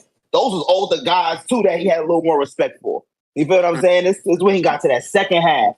His staff got younger. I'm really more of a senior now. You feel what I'm saying? Like, I can't all the way trust all y'all like that. You feel what I'm saying? No, it's just for me, Bill Belichick, no, not end of an era. He's gonna keep, pushing the button. Mike Tomlin, no. Now let's get to Mike Tomlin though, because one of y'all said something about him. All right, one of y'all said something about is it the end of him being the head coach? You feel what I'm saying? No, I think we said on the Steelers. Let me tee off, and I give you the floor, team, because I definitely want to know. Batman, I want to say Batman said that yes, it's in the era for the Steelers or as a head coach in general. Batman, what did you say? Head coach. As a head in coach. general, wow. In general, we're talking. That's what I wanted to address. Let me tee off. I said I don't like Mike Tomlin. This is what I'll say. I'm gonna say this, and I don't want it to sound clownish or funny, but it does make people laugh. So Batman said this thing earlier in his argument. I am tired of Mike Tomlin as a head coach for the Pittsburgh Steelers. I'm tired of. You told me this, yeah. I'm tired of his teams coming out week 1, pooping the bed. I mean, and it be so bad though. It don't even be like. It just be like, whoa, okay. With no preparedness. Okay. And then, so it just lets me know, wow, we're in for another season where he's gonna, either finish 8-9 or 9-8. I'll say 9-8 because it's never happened in his career before where he finished less than 500. So I'll say 9-8, where where they're gonna lose games and then have an inspirational game the next week, and then lose and have another inspirational game the week after, and then every time they, for example, like Batman said, they're gonna lose. They lose the way they did yesterday. And then he comes to the podium. I'm gonna hold everybody accountable. We're gonna have a singular focus this week. It ain't gonna be about anything else, but fixing what we did, representing everything that just took place on that football field. Singular focus. Everybody's gonna be locked in. It's just like, bro. It's just like, I'm not gonna lie. I'm tired of those speeches. I'm tired of those speeches. When will the speeches be? I'm proud of everybody, which I think we executed at a high. When will it be? When I want to start seeing the Pittsburgh Steelers look like a great team. When the Pittsburgh Steelers, one of the most winningest franchises in NFL history, one of the most starred franchise, and just a low key. Like everybody glosses it with the Dallas Cowboys, but the Pittsburgh Steelers is a starred franchise in the NFL. When do we get to see, for example, at least with Miami and the Chargers, when I see the Chargers play, at least I know I'm going to see something. I'm going to see something that gives me hope for the future for this team. When I see Dolphins play, when I see a lot of these new era teams, when they're playing out there, and when they put out their, what they've been working on, their arsenal, their offensive arsenal attacks, and when they're putting on their quarterback that they got, their Joe Burrow, their Justin Herbert, their Lamar, when they put their product on the field, it's like, dang, that look good. That look good, man. That offense looked great. It looks seamless. It looks unstoppable. Win, lose, or draw. It just looks promising. When will I see a promising looking Pittsburgh Steelers offense?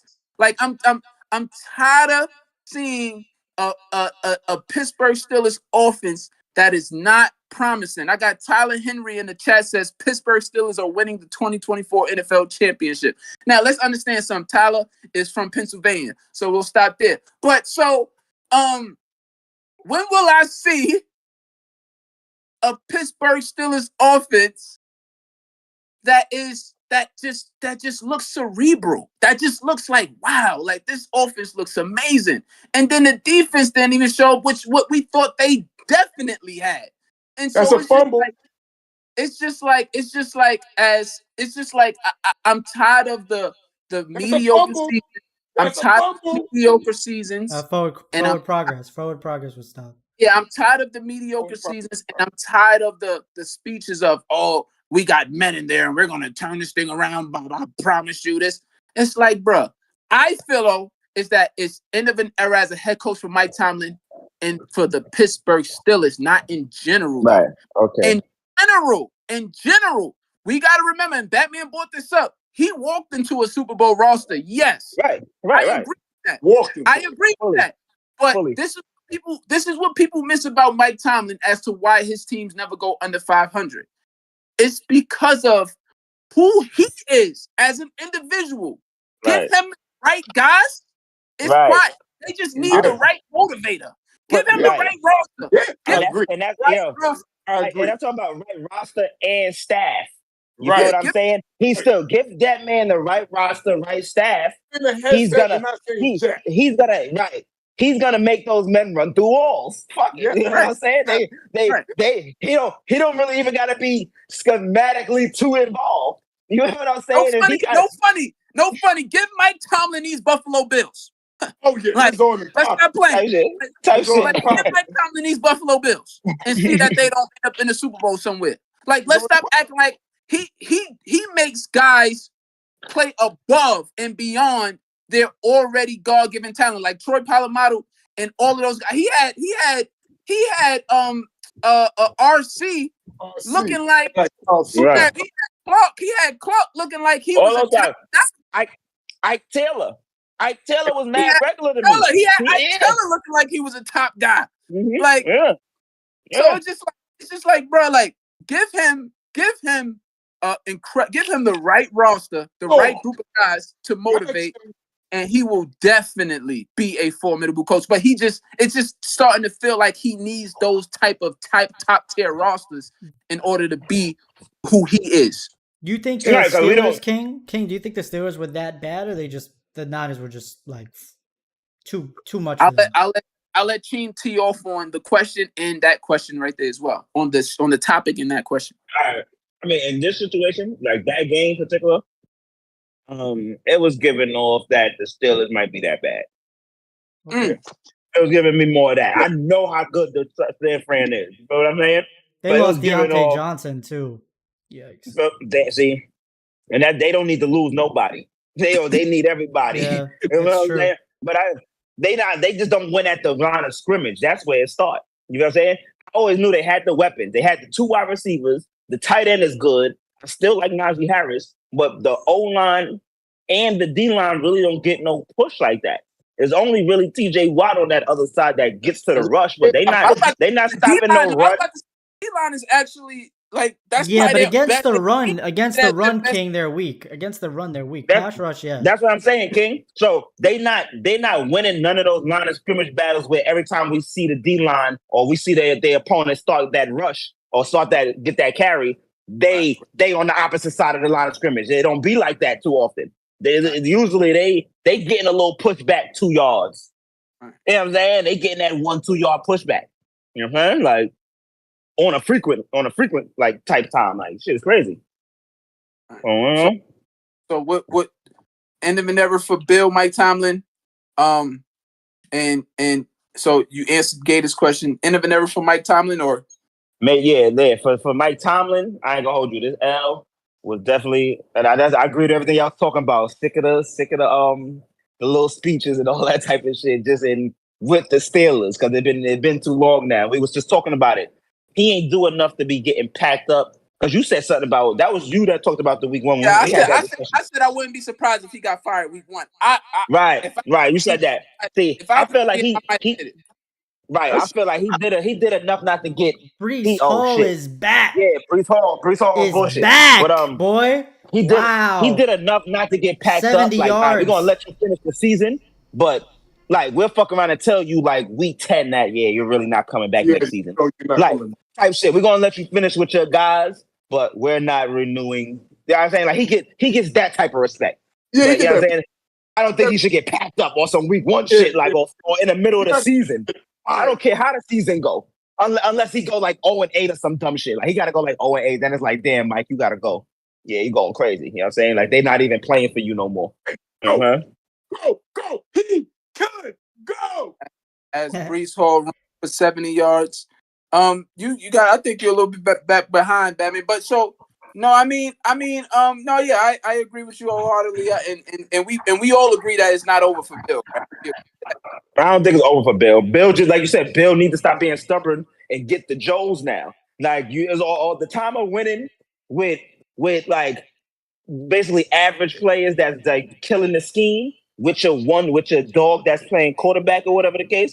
That time is done. You feel what I'm saying? You need some Joes, my guy. You know what I'm saying? You need some Joes now. The X's and O's ain't gonna do it by itself. All right.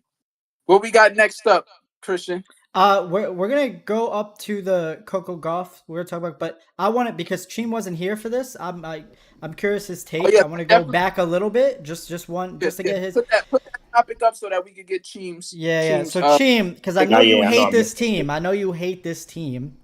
You know, No.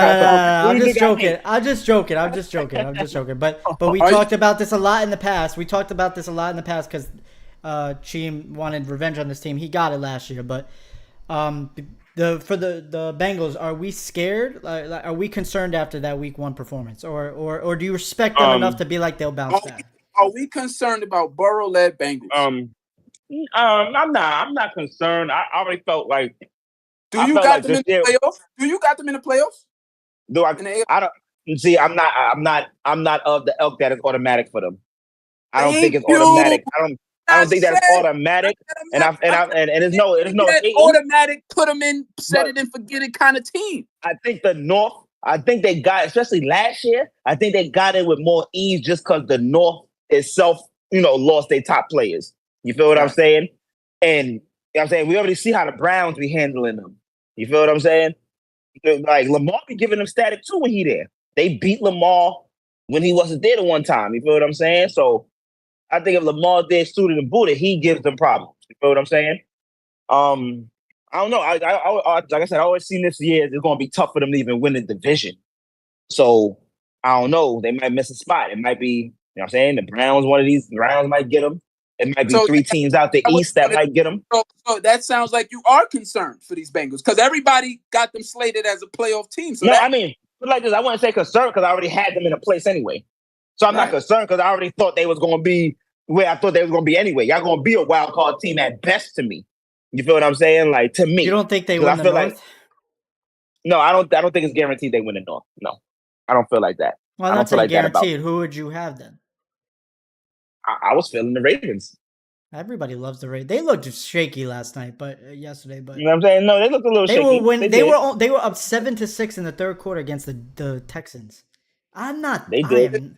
But then they spreaded that lead, and it was. It wasn't because of Lamar Jackson, though. It wasn't because of exactly. Lamar Jackson. But if you realize that Lamar was unwilling to use his legs, right. He was unwilling to use his legs. That could be that new offense. That could be that new offense. But we know. No. Offense. It could be. Take him away from his game. That's what they said. No, that's how they want him to play this year. You can tell. Yeah, you're right. You can tell the way he playing. He has the freedom to run. Like, we got to understand that. Let's just put that out. No. Okay. King. King. That's understood that he has the freedom to do that. But you could tell they want Lamar Jackson to do other stuff. And some pre-meeting shit that this is what they've been talking about. Correct. Try not to run as much. Yeah, like, you know what I'm saying? Like you said. I put it up to them playing the Houston Texans that he didn't want to use his legs for the Houston Texans. And what proved right? That he didn't have to use his legs for the Houston Texans. Let's stop acting like we don't know that his best asset is his legs. So, but listen. I could beat the Houston Texans without my legs. Let him play an actual formidable foe where it's just like, all right. I gotta get 70 on the ground. Copy. No. Granted, no, that's granted. But like that's you said, not gonna be enough. Being that he didn't have to use it, like really have to. You feel what I'm saying? He still wasn't trying to because you could tell they put in his head like, practice this. You feel what I'm saying? Worry about this. Worry about this pocket. Get these pocket reps. Yeah, get these pocket reps, bro. Even if you see the lane, if we not losing, get these pocket reps, nigga. You know what I'm saying? You got a rookie head coach and a rookie quarterback, like, especially against this team. And a rookie head coach, rookie quarterback in a putrid organization, especially against this team. Let's just try to get better, see what you see out there according with this old thing. Right. So basically, I'm saying it wasn't a system thing, but it's like it was a coaching thing. Like, you can tell the coaches, that's what I'm saying. The coaches asked for this. Like, bro, can you know what I'm saying? Don't do that this game. It was definitely game script week 1. We'll see how it progresses. We can talk about more about the Ravens in a little bit, actually. Let's go with the second. My fault. I'm really Bengals with the Bengals. Yeah, I'm more on that. I'm just, me. I'm more on that. If this was Pat Mahomes, you know what I'm saying? Cats would be talking crazy. You're right. Hey, Joe Burrow's the highest paid quarterback now. He didn't put in 100 yards. He said it last week. Y'all wouldn't have cared what the scenario is for Pat Mahomes. You're right about that. Y'all wouldn't have cared the scenario. He has Chase and T. Higgins, and this thing ain't got 100 yards. Now imagine Tom Brady or Patrick Mahomes ever did that. I don't care that you didn't practice. I don't care about none of that. I don't care the weather was wacky. I don't care about none of that. I don't care about none of that. You know what I'm saying? Yeah, I agree. I agree with you. No argument here for me. And I like it. I know you like Joe Burrow. I just want them to keep that Mahomes energy for Joe too. You feel what I'm saying? If you want to put him in my man category, keep the criticism. If Mahomes, Jamar Chase, T. Higgins, stop it. Come on now, stop it. I agree with you, bro. That was crazy. An Andy system. Give him those guys. Stop it. That was crazy. That was crazy. Well, I mean, but Burrow don't have an Andy system, so but you can't just throw that in there. But it's just like give him those two guys. It's like nah. Like, so yeah, I agree with you. I agree with you.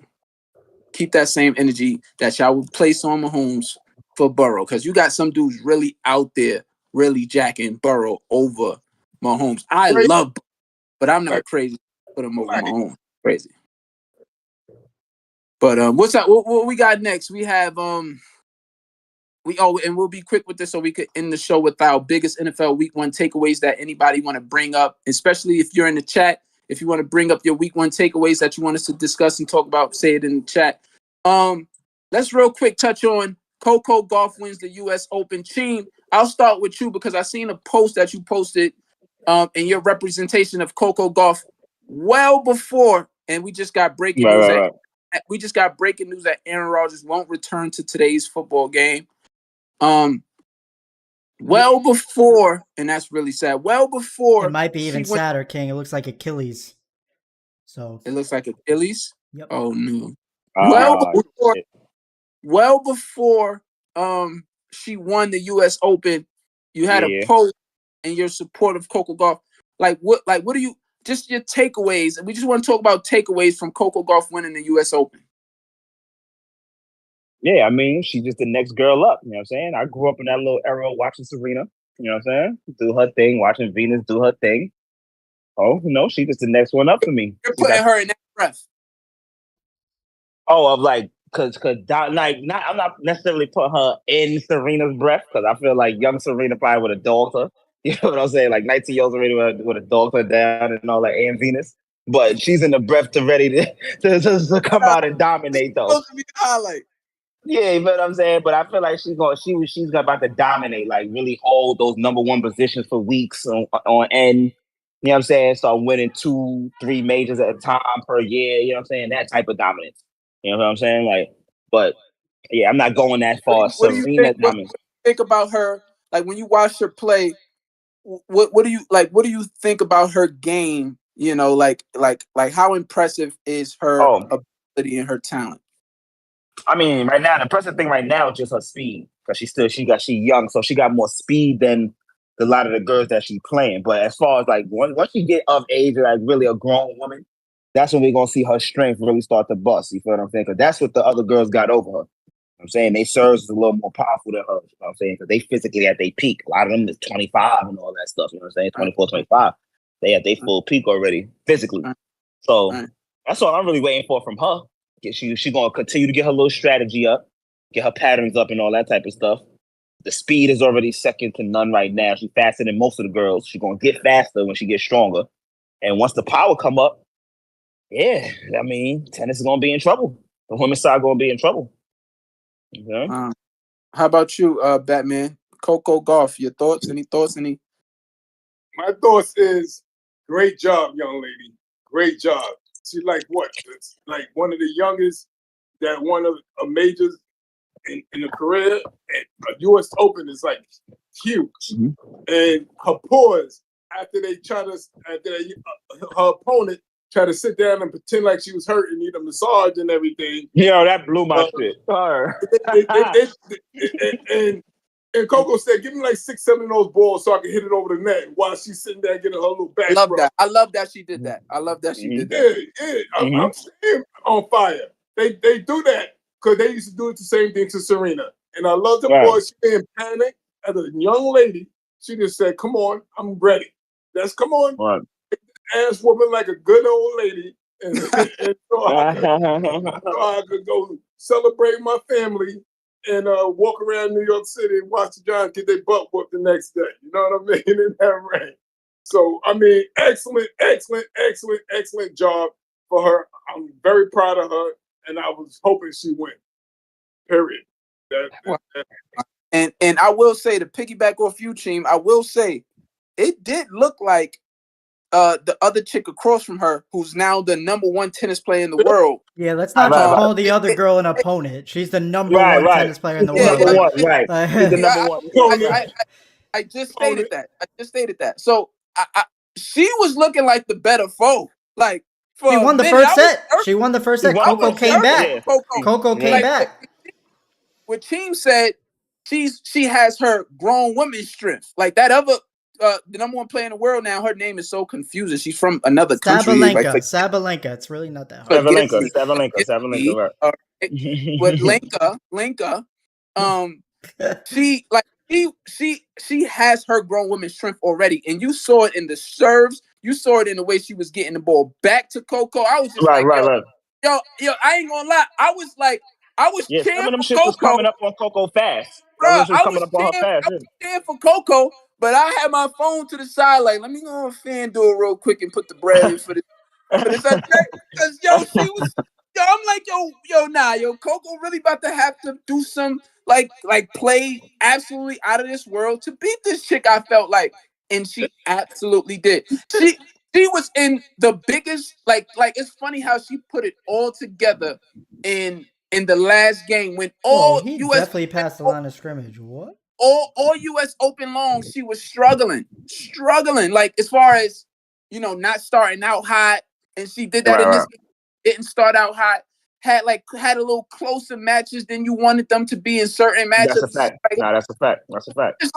It's just like to see her put it all together, get hot at the right time. It was just like that was absolutely beautiful. It was sort of like, to me, it was sort of like Joker did this past postseason, where in the regular season he finished second in MVP voting, but that was because of a lot of that was because of placement, because the numbers were lower than lower than the 2 MVPs he's won. He wasn't really going absolutely crazy, but what he did in the postseason, the way he got hot, and it reminds me of the one boxing match with Terrence Crawford versus my dude. I like him, Spence.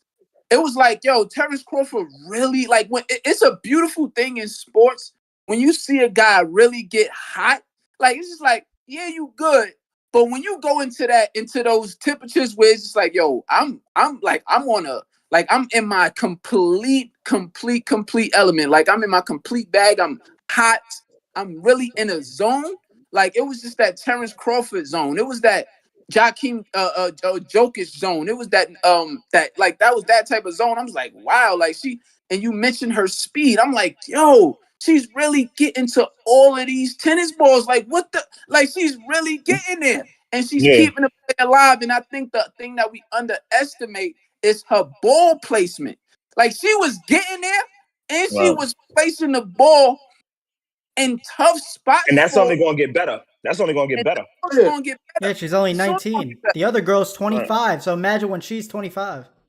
She's coming for that number one spot. She's coming for that number one spot. Majors. She's a seasoned player. This is a seasoned player.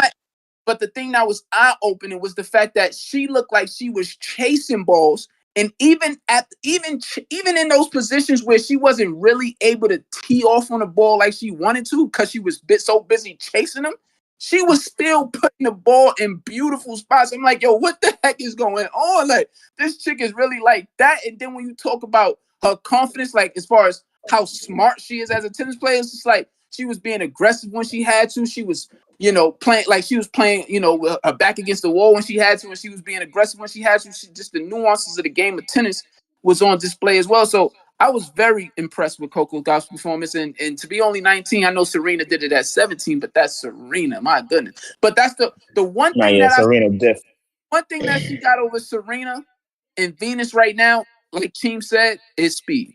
She got speed over them right now. She definitely got it. Nah, she got the speed over the girl. If she continues to put the right people around her, she got the right team around her now. It's not only dad. Dad is no longer only dad. It was dad for a long time, and she gave him the biggest shout out. She was like, people act like because I hired a couple dudes that dad wasn't still the guy. Like, so he was the one who sent me. Dad was the one that sent he opened the door.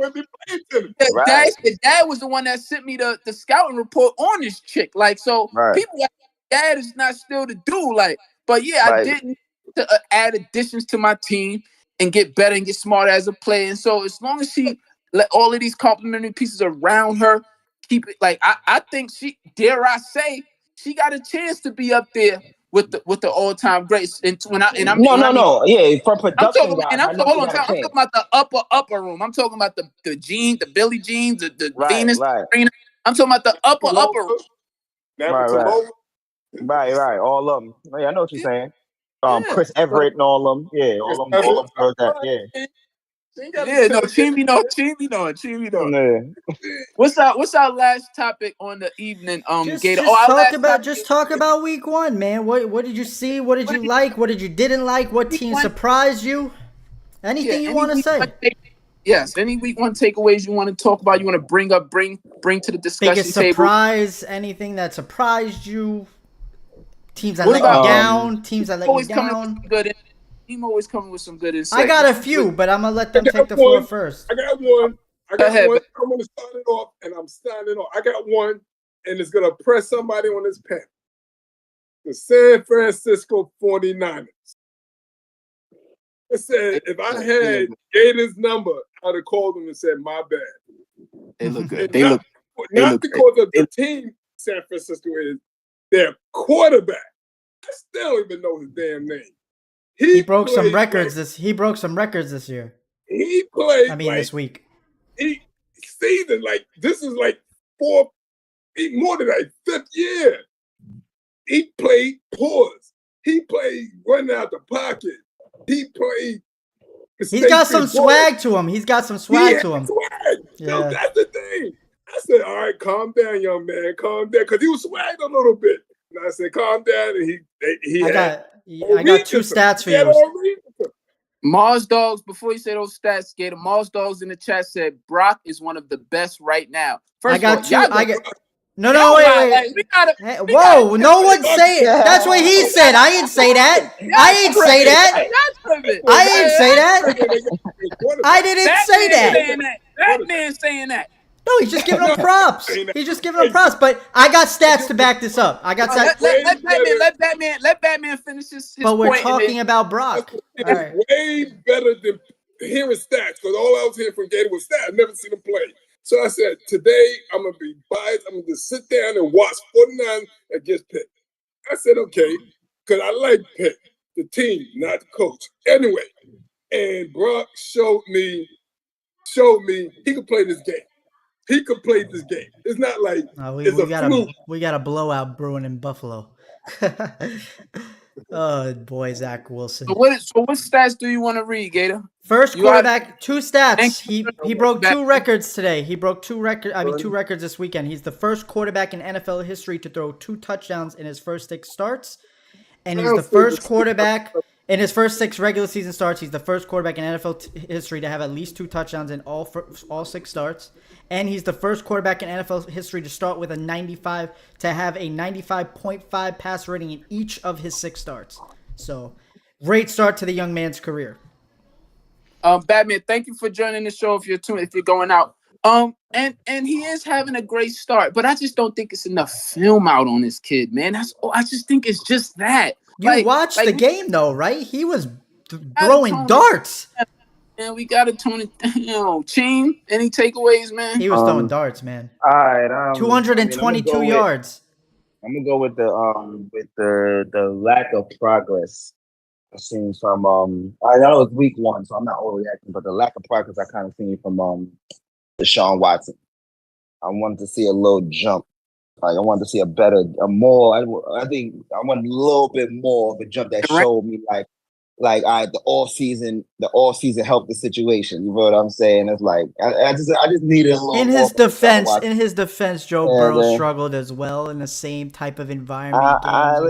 Listen, man. I still seen a couple of little throws that I just didn't give me, a couple of little reads that gave me the vibe of, okay, you need 8 more games.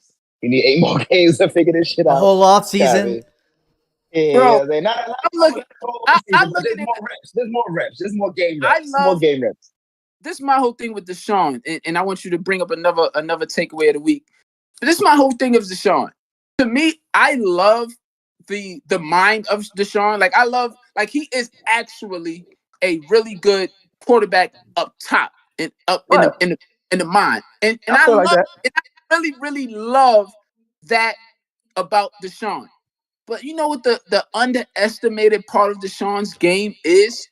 It's just knowing how to win gritty football games too. Like knowing how to win ugly games too. Knowing how to win games where his numbers don't impress you. 154 passing yards, 45 rushing yards, a rushing touchdown, a passing touchdown. Where his numbers don't necessarily impress you, but he knows how to play a certain type of style that says, all right, I know what it takes to just win this game and get out of this game. He knows how to do that as well. I don't put it past that. Yeah. On top of those games where you see him throw for over 300, 3 touchdown passes, 60 rushing yards. right? You like he knows how to do both. See, but that guy you talking about, the latter, the 360-yard guy, 3 TDs probably. I haven't seen that guy in a while. That's the guy. So I'm at this point, I'm still not sure if I'm going to see that guy again. You feel what I'm saying? I'm not gonna go that far. He might be now a 250, 40-yard guy. You feel what I'm saying? But see, but this we know the 300-yard guy is different. The 300-yard, 60, 70-yard guy is different. This is what I think you're missing, Ching. In every game where it's necessary, you will see it. In every game with Nick Chubb and his offensive line, in every game where he's able to see, I think he's all in from a winning perspective right now. I really believe that. And if come a game where he has to show improve, where he got to step up as far as his production goes, throwing over 300 yards, I think you will see it. I think you'll see it. I would like to though. I hope I do. You got like he played complimentary football yesterday. I think if you see like if Bengals offense was really on a bully, yeah, that 45 rushing yards would have been at about 95 to 105 because he would have been like, all right, now we gotta get on the board. Like we're down 7, we gotta get on the board. Or we're down 14, we gotta get on this board. I need to run for a couple first downs this drive. I need to so it's just like I want us to realize that with Deshaun Watson, anytime where it's pressing, where it's a pressing drive, like we're just all right, damn. You normally see him on those drives, you normally see him use his legs a little more. Like, all right, let me run for a little 16 yards this possession, throw a little dots, get out the pocket, extend plays, like do the like you normally see it. But just to see, that these Cincinnati Bengals really get shut down by Myles Garrett and the crew, he was just all right. Nick Chubb run for 106 yards today. You feel me? Like cool. Like I just play complimentary football today. Copied. I think he's all in from a winning perspective. And when you look at his coach Stefanski, the way he had Baker Mayfield looking, I think he got a better version now with Deshaun Watson of a when plays need to act like, yo, we're gonna play how we was playing when we had Baker, when we was winning like that, that one winning season that they had that Baker where Baker that made Baker like Nick Chubb and Kareem Hunt had Baker looking like he was a top tier QB. We're gonna play that way, but we know when it comes down to it too, that you're gonna be able to make those plays Baker wasn't able to make. And so that's what I'm seeing from this Deshaun Watson-led team this year. And that's what I think you are going to have to, yes, be patient and temper yourself with those high. Oh, yeah, I probably do. Oh, yeah, that's just what I took off. Like I said, I wasn't overreacting, but that's just something I noted real quick. Like I was looking forward to a little something from Deshaun. Let's keep it within that game, actually, because I like that you brought that up. One of the biggest takeaways, I feel, let's not mistake their defense, the Cleveland defense. Look, we keep talking about how bad Joe Burrow played. We keep talking about how bad Joe Burrow played. If that defense is playing like that, the North better look out. No team scoring on them. Like, let's really, like, that's one of the biggest surprises I think that's one of the biggest surprises. How I know it was raining and stuff like that. Both quarterbacks played bad, but that defense played out of their minds. Yeah, and from a coverage standpoint, from a coverage standpoint, T. Higgins had no catch. T. Higgins had no catches. 7 targets, no catches last night. Emerson put in work. The safety put in work. They was putting in pain. Them DBs was putting in pain. Garrett was putting in pain. No, they were crazy good. Is again, I'm gonna shout out Milbury. It was like 2 weeks ago. He said, if you're watching, he said, yo, y'all just don't let's not sleep on Deshaun Watson and these Browns being a possible thorn in Lamar Jackson and Joe Burrow's heel. I see that. Yeah, that's possible. I'm like, yo, when I gotta wait and see too, team. But that's just like when he said it just made me feel like. Put it like this: it only made you feel like that because you immediately saw the possibility. That's why you felt like that. You immediately saw the possibility. Like, damn, he type right. Yeah. Even if that shit is like 5%, you saw it though. You feel what I'm saying? D-Watt never had a defense like this ever, and then he never had a running back in the backfield like this ever. He never had a guy like this. Yeah. It's like he's really in a situation where he could really be a thorn for niggas. And I didn't know they lost that right tackle, Gator. When you said that earlier in the show, that shit blew my shit now. Because that Coughlin is a dog. He's a dog. He's one of the better right tackles in the league. You feel what I'm saying? He's out for the year. Like he's one of them. He's gone for the year. Yeah, he's a dog. I think it was a torn pec. Torn pec. Oh my god. Man. Oh my gosh, that's whack. Because another takeaway I got. And Mazdov, real quick, Mazdov said that just back to that Brock Purdy takeaway was that he would have started early. If he would have started early, they would have probably won way more games. Just being for real. I don't know, but I mean, they won 13. But yeah, go ahead, Gator. I don't mean to I know it's week 1. The Bears look bad, man. I don't see Justin Fields took a huge step back. I know you love him this year. I thought that performance was disgusting. It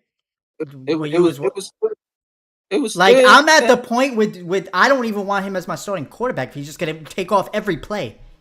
Like he's not even looking to throw the football. He's not even looking to throw the football. He ran 9 times. Relax. He ran 9 times. Lamar Jackson was running way more carries than that. I mean, guys are but that's a little different. That's a little different. 216 passing, 60 yards rushing, a passing touchdown. I just feel like this green, people misread this Green Bay. People were really high on the Bears this year. People misread this Green Bay Packers defense. They really might be finally coming together after all their draft capital that they've been constantly just pouring in. Right. The defense. They've been trying to go defensive crazy. And Aaron Rodgers is getting madder and madder. Right. And really, they was like, we preparing for after Aaron Rodgers ever to be over. We know we got Jordan Love. We not playing. Like they just kept drafting Quay Walker, who took a touchdown back yesterday. Quay Walker. When you talk about Preston Smith, when you talk about Jair Alexander, when you these guys, Kenny Clark, when you these guys are like these are dudes. Man. The defense is looking good. The defense is looking good, but it's still a chance. It's still a chance that this could be that was the Bears situation. There's a chance. I'm gonna be honest. I think the Bears are gonna be the Bears and the Cardinals worst teams in the league. I didn't see anything to even their defense. You cannot. I'm sorry. You cannot let Jordan Love score 38 on you at home. I'm sorry, man. I just he torched them. He torched them. I was defending Justin Fields, not the Bears defense. The Bears defense is putrid. Absolutely. Putrid. Yeah, but I'm talking about the team as a whole now. I'm talking about the biggest take. We think everyone's thinking the Bears are going to be better. Like DJ Moore was no show. Where are these guys? Where are these guys? I never thought that. You never heard me say because Jair is like that. You said Justin Fields was going to be the best quarterback in the NFC North this year, meaning they're going to win games. Meaning they're going to win games. Meaning they're going to win games. You can't have the best quarterback in the division and have a bad record. I never said the Bears were going to be formidable. Never said that. I just said Justin. Yeah, but you're alluding to them being better. You're alluding to them being better. I'm saying that Justin Fields is going to be Superman and just constantly show up game in and game out, whether with his legs more than likely, and with his. Not enough in this league. It's not enough in this league, man. It's not enough. But the Bears. All I'm saying is the numbers are going to be there for Fields. Period, and that's what I was getting at. As far as his, we got to really consider his receiving core. Like they brought in DJ Moore only to just really honestly get smashed up by everybody's number one guy. Like Jair, like Jair really that what compared to all of the games that Jair is actually going to see this year and not really much in his division. I mean, his division, but in like just like what's his name? DJ Moore is not the best receiver Jair is going to see all year. Put it like that. DJ Moore is no scrub. DJ Moore is no scrub, but it's just like Jair was like, really? Y'all really don't like that excuse, man. I just don't like that excuse. You know, I mean, but we're just talking football. It don't got to you. It sounds like an excuse. To us, we just know who the Jair Alexander is. Yeah, but he's not matched up on Jair all the time. It's not. He's not. Absolutely. DJ Moore is not that guy that Jair is following him around the field. No, but DJ Moore is the number one over there. Exactly. So like, bro, but he's not.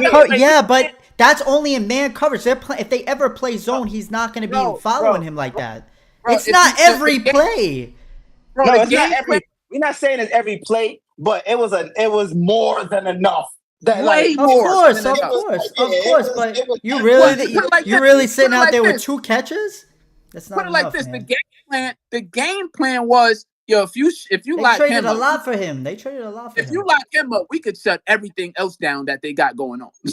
like we literally anything else passing wise that they do, we could shut that down if you take DJ Moore. Because like you said, DJ Moore is good. Game plan. DJ Moore is good, but he's not a top tier wide receiver one. No.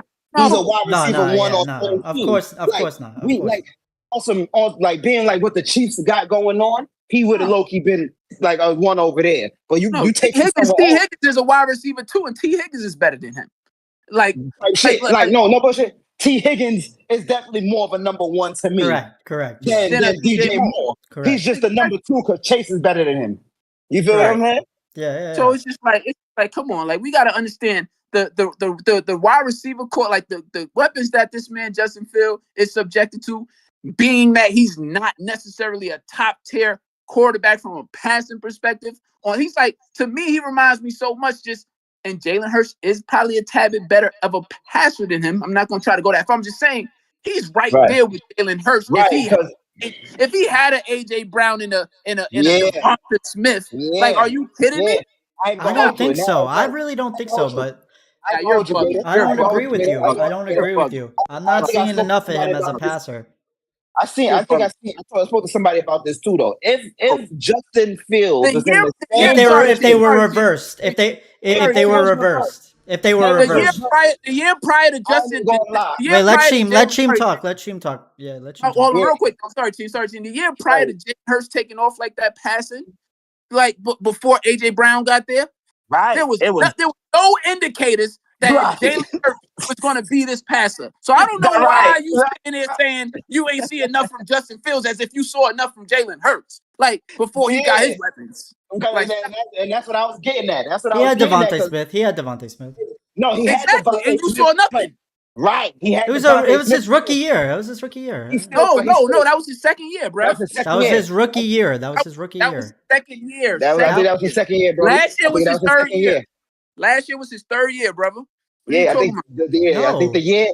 Last year was his third year. This is his fourth year. Why do you think he got a contract? You gonna give him a contract after his second year? What are you talking about? He didn't. No. What I'm saying, he didn't play the first year. He sat on the bench.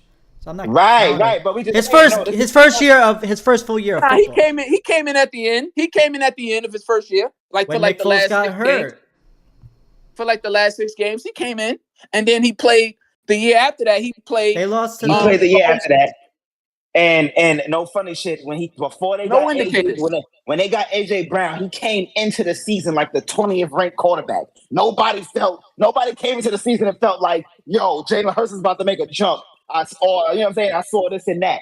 That's the only reason I say. Oh no, I definitely didn't. Even you is like you don't believe in Jalen Hurts. I don't believe in him still. I don't believe in him still, to be honest with you. But we'll see. And I ain't gonna hold you. That's a whole different conversation too, because I'm a little funny with him. I ain't hating, but I don't know. I think last year he might have just had I don't know. That might have been a fluke. Like I ain't gonna hold you. You got the best O-line.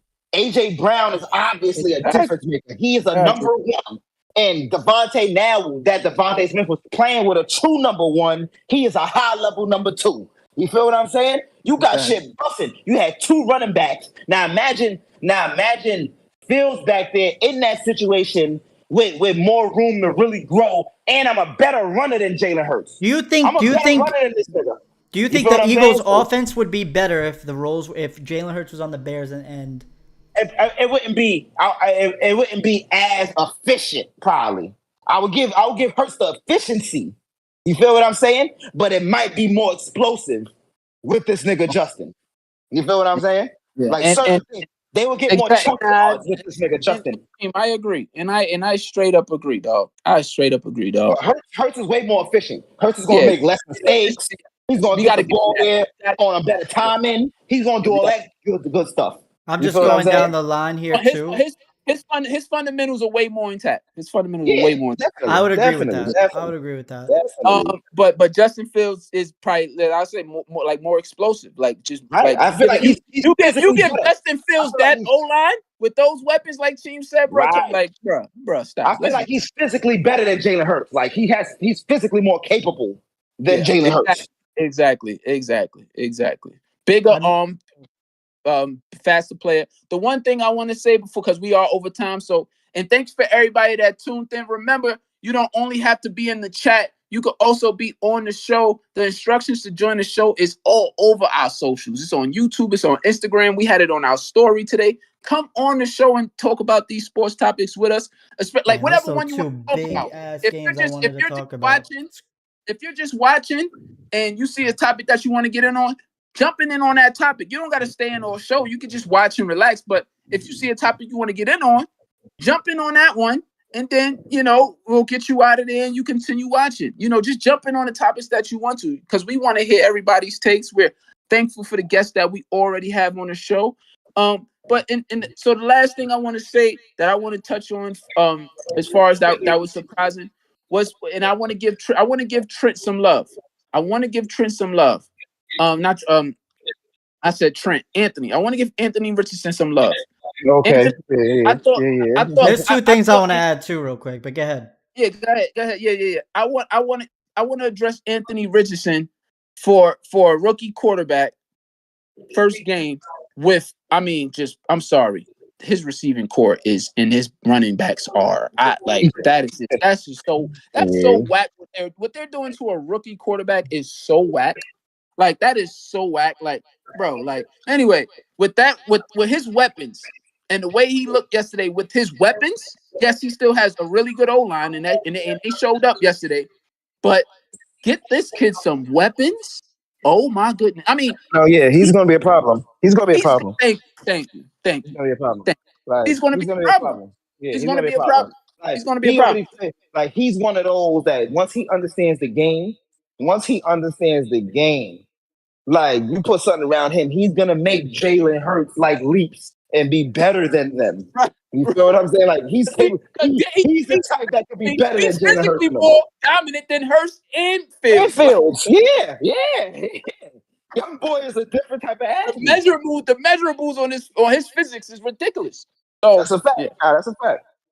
Yo, I'm gonna have to leave like 45 minutes for takeaways, because I still got two games that we can have really long. Like, we didn't even talk about Dolphins Chargers. We didn't even talk about Dolphins Chargers, man. Hold on, we can. Right. We even get the top. Right? Hold on, but we do have to be on schedule. We do got to. No, we don't. Yes, we do. We don't. Yes, we do. We can keep. Nobody's gonna hate a long show as long as we show up on time. As long as we show up on 7:30, no one's gonna hate a long show. Okay, everybody that's tuned in. If you want to go, if you gotta go, go. If you stick around, thank you for sticking around. But if you want to go, we're gonna keep the show rolling, keep it live. Just a little bit, just maybe 10, 15 minutes, and that's it. Our normal time is 7:30 to 9:30 Eastern time, and so we thank you for everybody that showed up. Enjoy your evening. If you stay, thank you. We're still here for a little while longer. Go ahead, Gator. Yeah, I wanted to give another takeaway. Like, there's a bunch here still. One of the big two though that I have is I'll get to two in a second. But yo, the Rams, a beatdown on Seattle. I mean, a beatdown in Seattle. No Cooper Kupp. Sean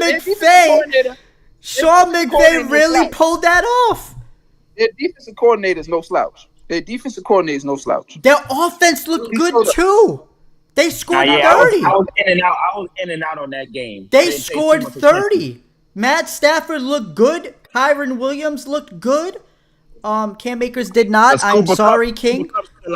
People like Cooper is still out, right? Cooper Kupp is out for 4 weeks, and I ain't gonna lie though, Matt Stafford's throwing to bums. This rookie that they got, Tutu Atwell. Yeah, he's explosive. He's looking like he's like Atwell, Tutu Atwell, yeah. No, I gotta give props to that team, and I don't like the Rams. Don't like any of those two teams because I'm a Niners fan, but the Rams blew my mind this week. They actually look like they're going to have a good roster. Like, when Cooper Kupp comes back, they might be like two 2 and 1, Nah, yeah, like 2 and 2. I'm looking at these numbers. I'm looking at these numbers now. Matt Stafford went These DBs, crazy. yeah, these DBs wasn't supposed to get beat like that. Seattle's supposed to have a little defense, especially in the back. They're supposed to Like have a Matt little Stafford defense. threw for 334 yards. He didn't throw a touchdown. He threw for 334 yards with no receivers. With no receivers. This was definitely a Sean McVay win. This was a Yes, Sean. Like when you see yes. the way that they executed, it was like even put it like this, team. As great of athletes as those Seattle Seahawks secondary is, Right. they just wasn't those schematics. ready. They wasn't ready. They beat them straight on schematics. They wasn't ready for those. Yeah. They wasn't ready up top. They just was not ready up top. Copy. Crazy. It was crazy. Like I give Sean McVay the way he made that offense look with Matthew Stafford obviously being he played healthy so now. well. Like Matthew Stafford is no scrub. Imagine when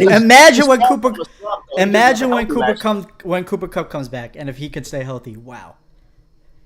King, you just gotta pull some. You just gotta string some fantasy wins together because Cooper Cup gonna go crazy. He's gonna go crazy. Crazy. And Aaron Donald was looking back being scary again. Yep. Nah, it was crazy because the Niners got a little test this weekend in LA. The Niners got a little test. And Aaron Donald probably be hearing the whispers too, like, okay. He's getting old. I'm getting old. Okay. You know, Chris Jones my man, so he's not hearing like, oh, y'all think Chris Jones is like me or something? Like, y'all think there's other DTs like me? Yeah, y'all better start acting crazy. Y'all asking for my type of money. He said, yo, I'm taking this season personal because like it's like he said I'm looking at like he said it feels good to feel like a rookie again in the sense that he got to introduce himself. He's like, yo, I'm reintroducing myself to see. Like, he dominated yesterday. I mean, he was on Gino's ass. You see the one highlight. My God, shit. Gino was like, oh my God. Yeah, I'm seeing that shit.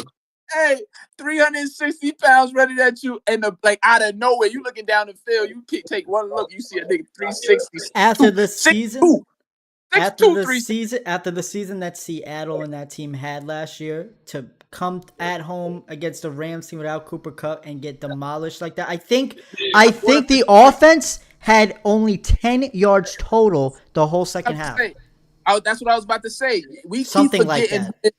We keep forgetting who the defensive coordinator is over there for the Rams. No, he's good. They just lost some people, so we didn't know how they were gonna look. Raheem Morris had them boys in the second half. Again, like Gator said, I thought it was only 3, but it was 10. It might have been 10. They only had 10. Let's just go with that. 10 total yards in the second half. Total. Yeah, Seattle looked lost, man. That's crazy. That's whack. Like you a whole NFL professional. You worried about your NFC champs, King? Prediction? Are you worried? You took Seattle to win the West, so are you? I'm still going with that. No, I'm going with that. No, but I'm saying, are you concerned? I'm not saying you're going to take it back. Not concerned, really. No. Could you imagine what the Niners are going to do to that team? Who I took them? What are you talking about? They not in that division. Yes. Oh no, I ain't take. No, I took the Seahawks over the Niners. Yes. I did. No, I did. Yes. I'm sticking with that. I'm sticking with that. I'm bugging. The last thing I gotta say, and then you guys can have your last takes and then we'll end the show. I want to give some props to Tua. 466 yards in a game-winning drive. Yo, we got to really start talking about Tua like he that guy. No. We do. No, we do. I know he got the receivers. That man Tyreek Hill is a problem. Let our NFL analyst tee off. Oh, yeah, listen, I ain't gonna lie. Even this game not making me talk about him like that yet because he was putting up these numbers last season. And I knew why. You feel what I'm saying? It wasn't like some mystery or he was really doing something that was like different. He was getting it to these horses. You know what I'm saying? Like it's no. That throw he had on the game-winning drive, that 3rd and 10. That throw was kind of nice. On the money. I ain't gonna lie. That was 13 teams. You gonna be mad at this one? That was Mahomes' life. That was Mahomes. Listen. I'm not mad at him because I know it's not like I'm not saying Tua is some type of bum. He's a touch type of guy. We know he got placement. He got good placement and all that type of stuff. So I'm not saying there's nothing special about him. He's a pretty decent level reader, field reader. Like he's not. Yeah, like he reads quick enough. He reads quick enough too. Like he's not slow with his reads. He usually know where he want to go. Smart guy. So smart guy. Right, but I understand some of these yards come from those horses. You feel what I'm saying? Of course. Just like the Niners. Get the ball in Debo's hand, George Kittle's hand, let the break tackles. It's a similar situation, basically. Yeah. So it's not like I think Tua's you know what I'm saying? I think Tua is going to definitely be able to sit comfortably in a top 10 talk if he keep it up. But I'm still not going to take that he carries the load of Joe and Josh and Pat and Lamar. I'm not putting him up there yet. I'm not putting him up there yet, but I'm not putting him up there yet, but I don't think he impressed me. He impressed me.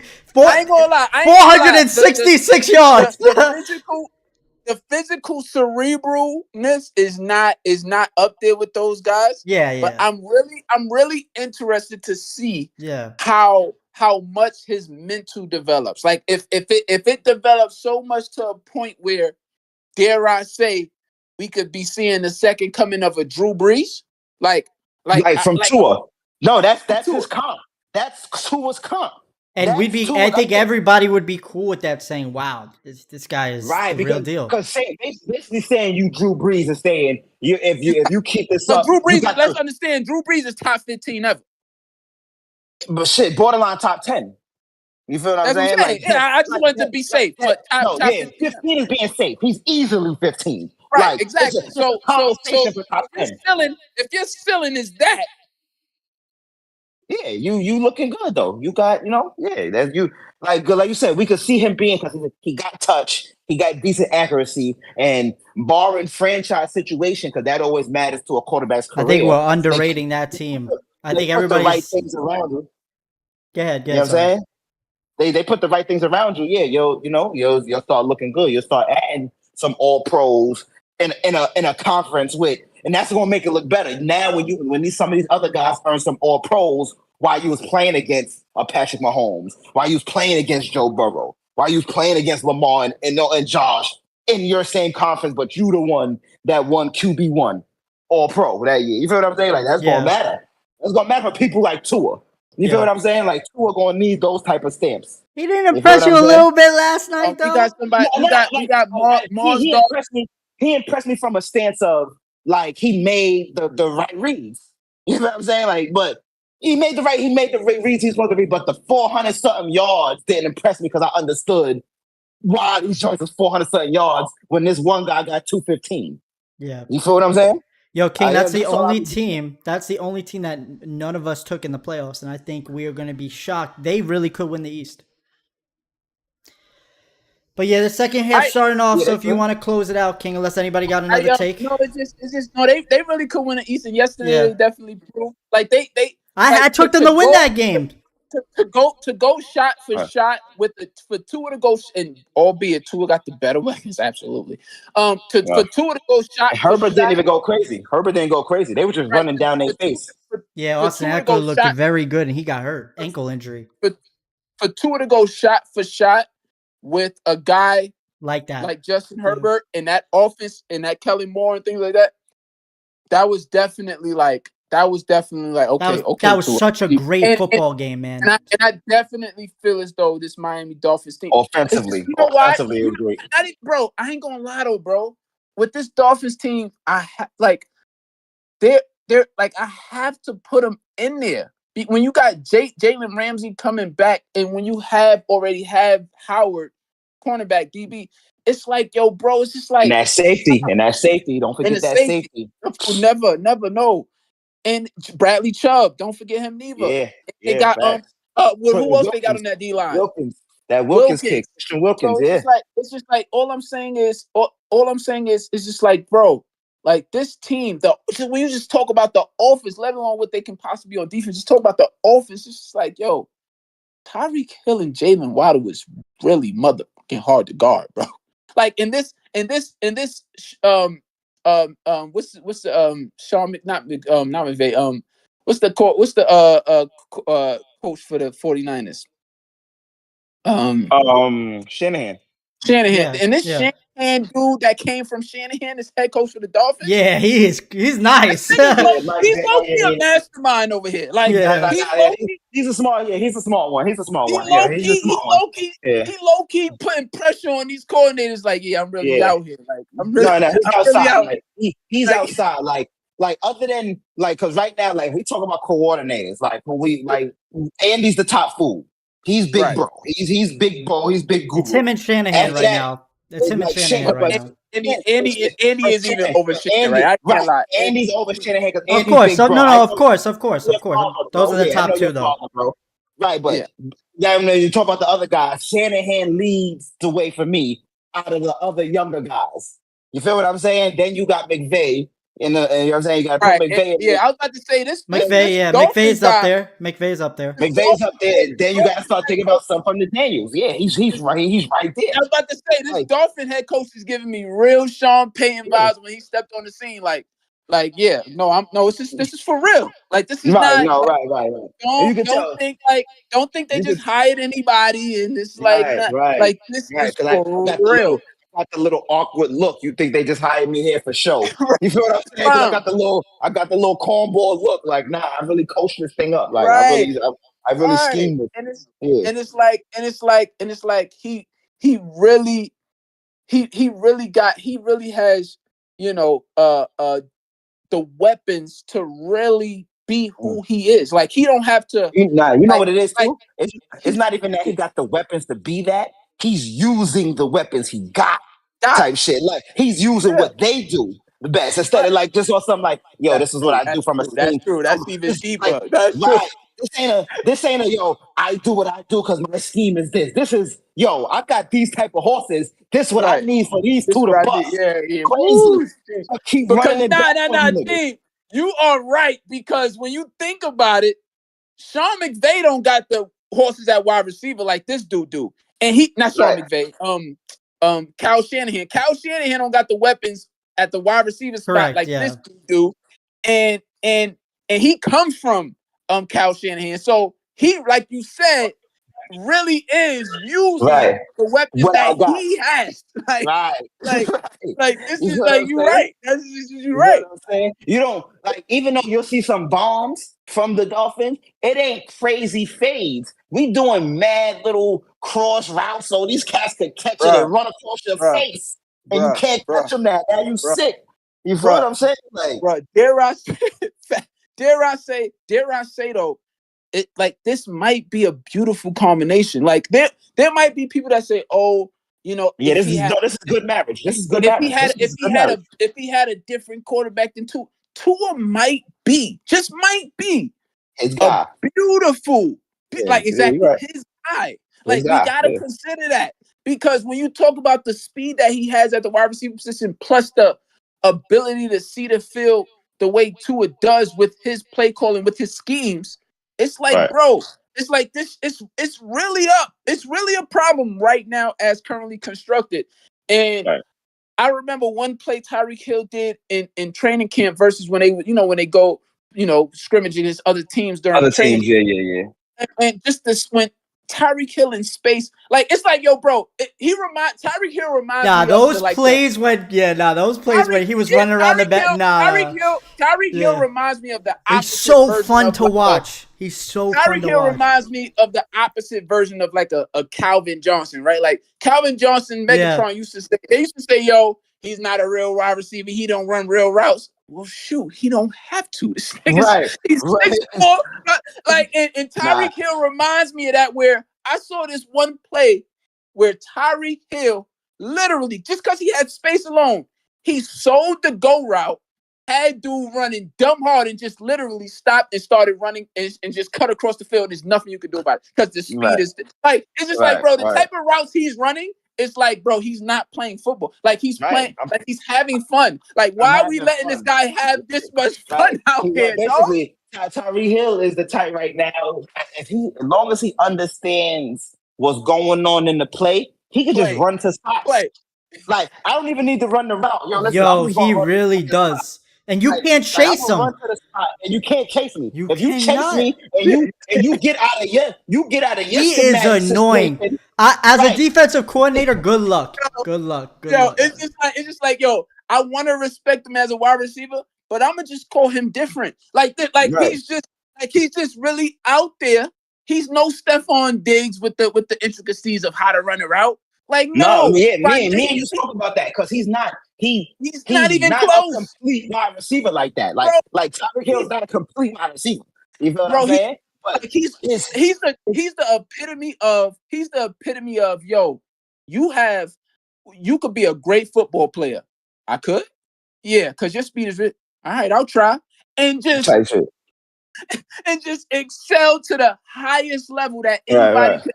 It's just like, yo, bro, it's like I'm really out here, like you said. If I know the play call, I bet. Let me see. Right. Say they run in zone. Oh, they run in zone. They done fucked up. I'm about to run right in this pocket. I'm gonna do a little couple of zigzags real quick. I'm gonna give you a little technique. But I just love the way he relies on his speed, though. Yeah, the way he relies on it, like when he's wild mid route, he'll peep shit like, he's bugging. All right, I'm out on this. I'm out on him. Right. And then no funny shit. It's not like he's just going at 100. He's manipulating it. Most of y'all can't. He got 6 gears. He got 6 gears, but I got the ability for most of y'all to start on 4. You feel what I'm saying? I'm gonna start on 4. Half of y'all can't catch up on 4. The elite pair, y'all can hang with me on 5, but none of y'all got 6. You feel what I'm saying? Like some of y'all can hang with my 5th gear, but none of y'all have this 6th one. You feel what I'm saying? And this is why 2 things. Because of his greatness, I really, and I'm just quick. I gotta give Mahomes his props for winning the Super Bowl without this guy, man. This guy is crazy, bro. No, that's a fact. Ridiculous, bro. Real quick, I'm sorry. Mars Dog 74 wanted us to talk about the Nick Bosa contract. He said, just the Nick Bosa thoughts on the Nick Bosa's contract and how the 49ers what are we seeing from these 49ers truly? We haven't really got into what the Nick Bosa's contract and what are we seeing in these 49ers contract? They paid him like a quarterback because they don't got a quarterback. And he reset the market. So Micah Parsons is about to get paid next year. I understand. Micah Parsons is about to get $37 million next year. You got to look at the range again, because he's getting more than Aaron Donald. He's getting $34 million a year. $34 million a year. Different positions. I know he's more of a pass rusher, but even at this time, I still felt like it was too early for another defensive player to get as much as Aaron Donald. You feel what I'm saying? Like, I don't think I felt like I could have toned it down a little bit or whatever the case. He was asking for a little bit. He really leveraged the Aaron Donald situation and really did that and forced their hand. Right. Like he really. He probably definitely did force their hand but like you said, Nick gonna get it. Especially Nick Bosa is great, but he's no Aaron Donald. And honestly, the fucking Dallas is gonna be in trouble if Micah Parsons fuck around and win the first play of the year. So now when he comes to the table, with that trophy, he's like, yo, listen, I got one. This is nothing. No disrespect to Joey. Joey is a great pass rusher and he gets on the run game. Right. But this is Nick though. This is Nick we talking about. To me, Micah, that contract might be well deserved. Like Micah really out there, really hitting all layers of the football field. Like if the wide receiver get a nice big 15-yard play, you gonna see Micah. You gonna see that man. Like on a pass rush. I think the only thing the Cowboys is probably gonna fight against what's the name is still not even 30 yet, right? How old is Nick Bosa? Now he's young. This is first. This is first contract. He's 25. So he's still 25. This is first contract. He just getting his rookie deal. So that's So I think I can see the Cowboys. The only thing trying to stop them from giving him more money than Nick Bosa is him not be able to come to the table and saying I'm a defensive player of the year. because that helps get him true. the That's money. true. Yeah, You that's know what I'm true. saying? Like coming to the table, you're gonna give out, you're gonna sit down. But he really might get it this year. That's why he finished second last year, and this year he's off to a hot start. No, he is though. Nah, he definitely is though. But he might, like I said, he if looked Mike gets amazing that, last Mike is night. gonna. Last night he looked real good. He was everywhere. He was everywhere. He looked real good. He was on the run game. He was on the quarterback. I'm like, yo, now why is Mark all over the field? He was tackling wide receivers. He was out. Like he really runs a 4-3. Matter of fact, I still got to see the details on what's the name money too. I'm still looking at I gotta find the details on Chris Jones' money because he just got the 1 year. He just got a 1 year deal. Yeah. Yeah, he just got a 1 year deal. But then now that type of shit is telling me like, they okay, signed him? Yeah, 1 year. Yeah, they gave him the 1 year extension. 1 year extension. I should have had that. I should have had that in sports news, deal. But I didn't have time to look it up.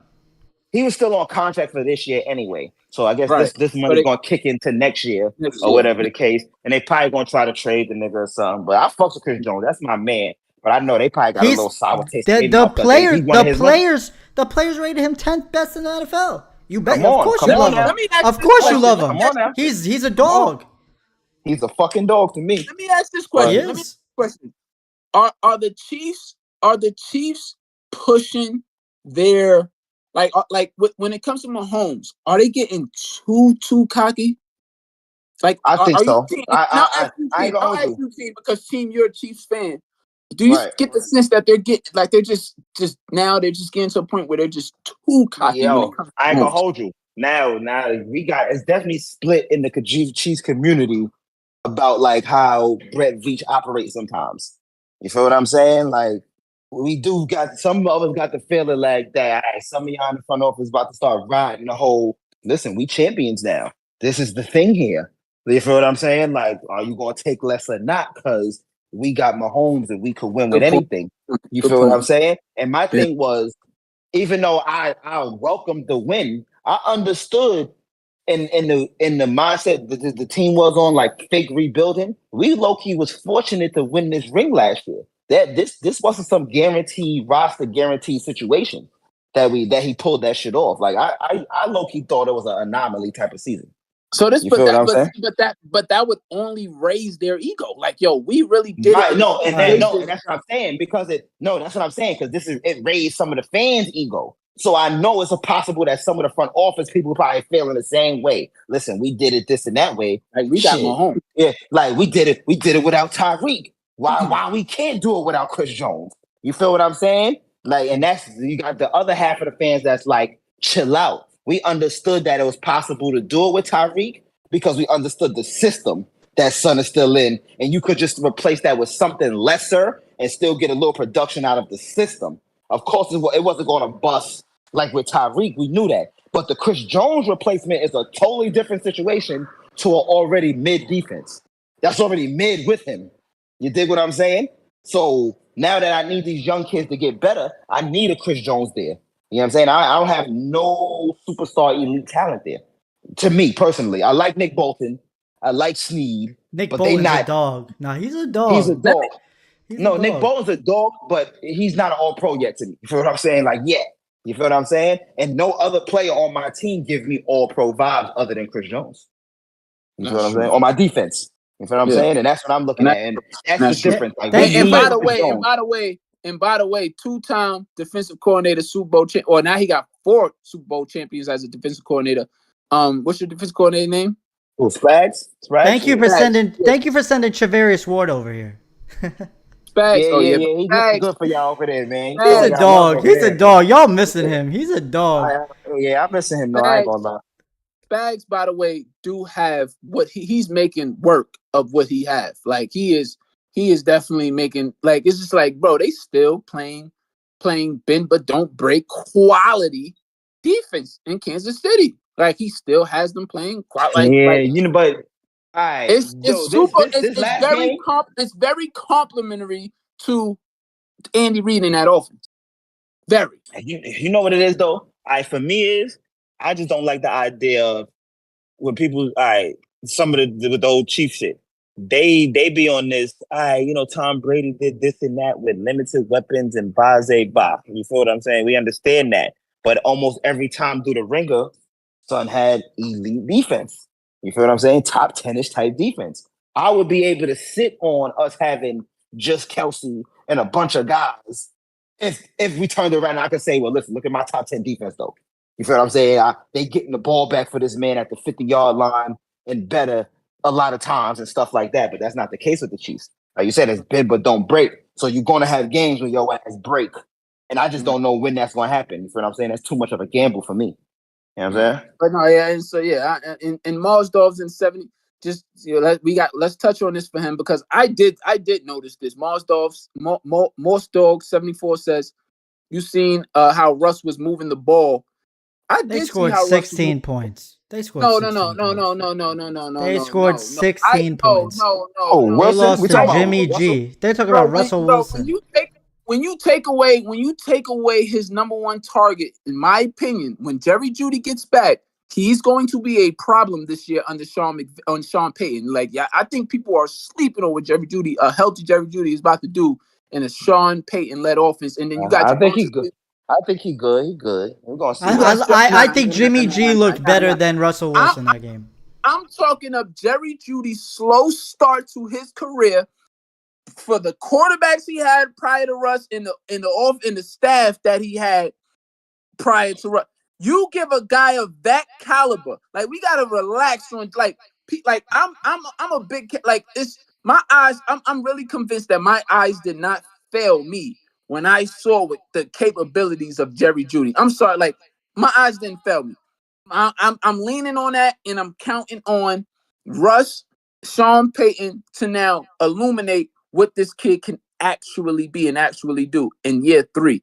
But he should be back next game off the hammy, and I'm so concerned because hammies is a he's never stayed healthy. He has an injury every year. Who knows? Like we really just don't know if he last year he finished he finished the season, but he missed 6 weeks.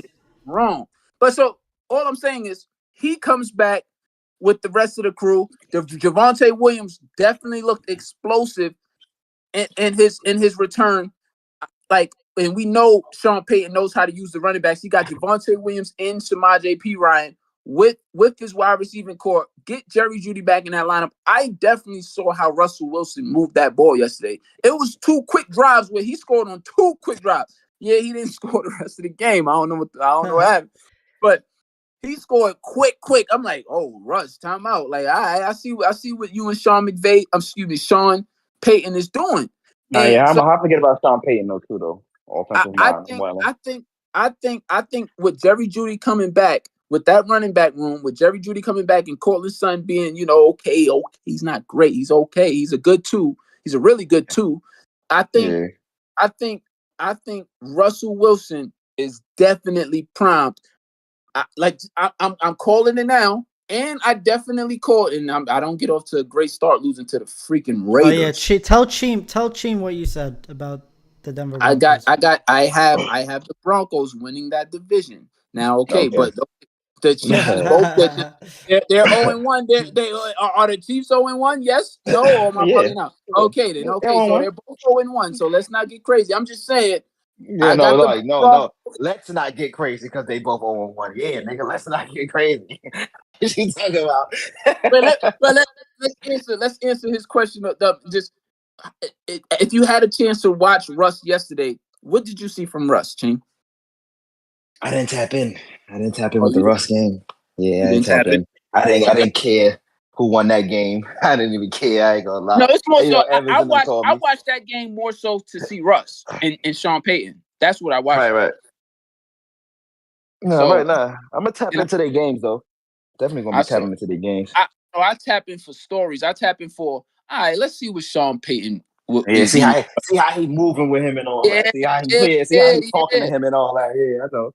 Exactly. So I tapped in, and people like, oh, you watch. I watched the Cardinals Commanders game. He's like, oh, you watched that game? I'm like, yeah, I want to see what. Yeah, I want to see EB. Yeah, I want to see EB. Yeah, it can do with a Sam Howell. Like I want to see. Like I want to see. So I see where he learned under Andy Reid. You know what I'm saying?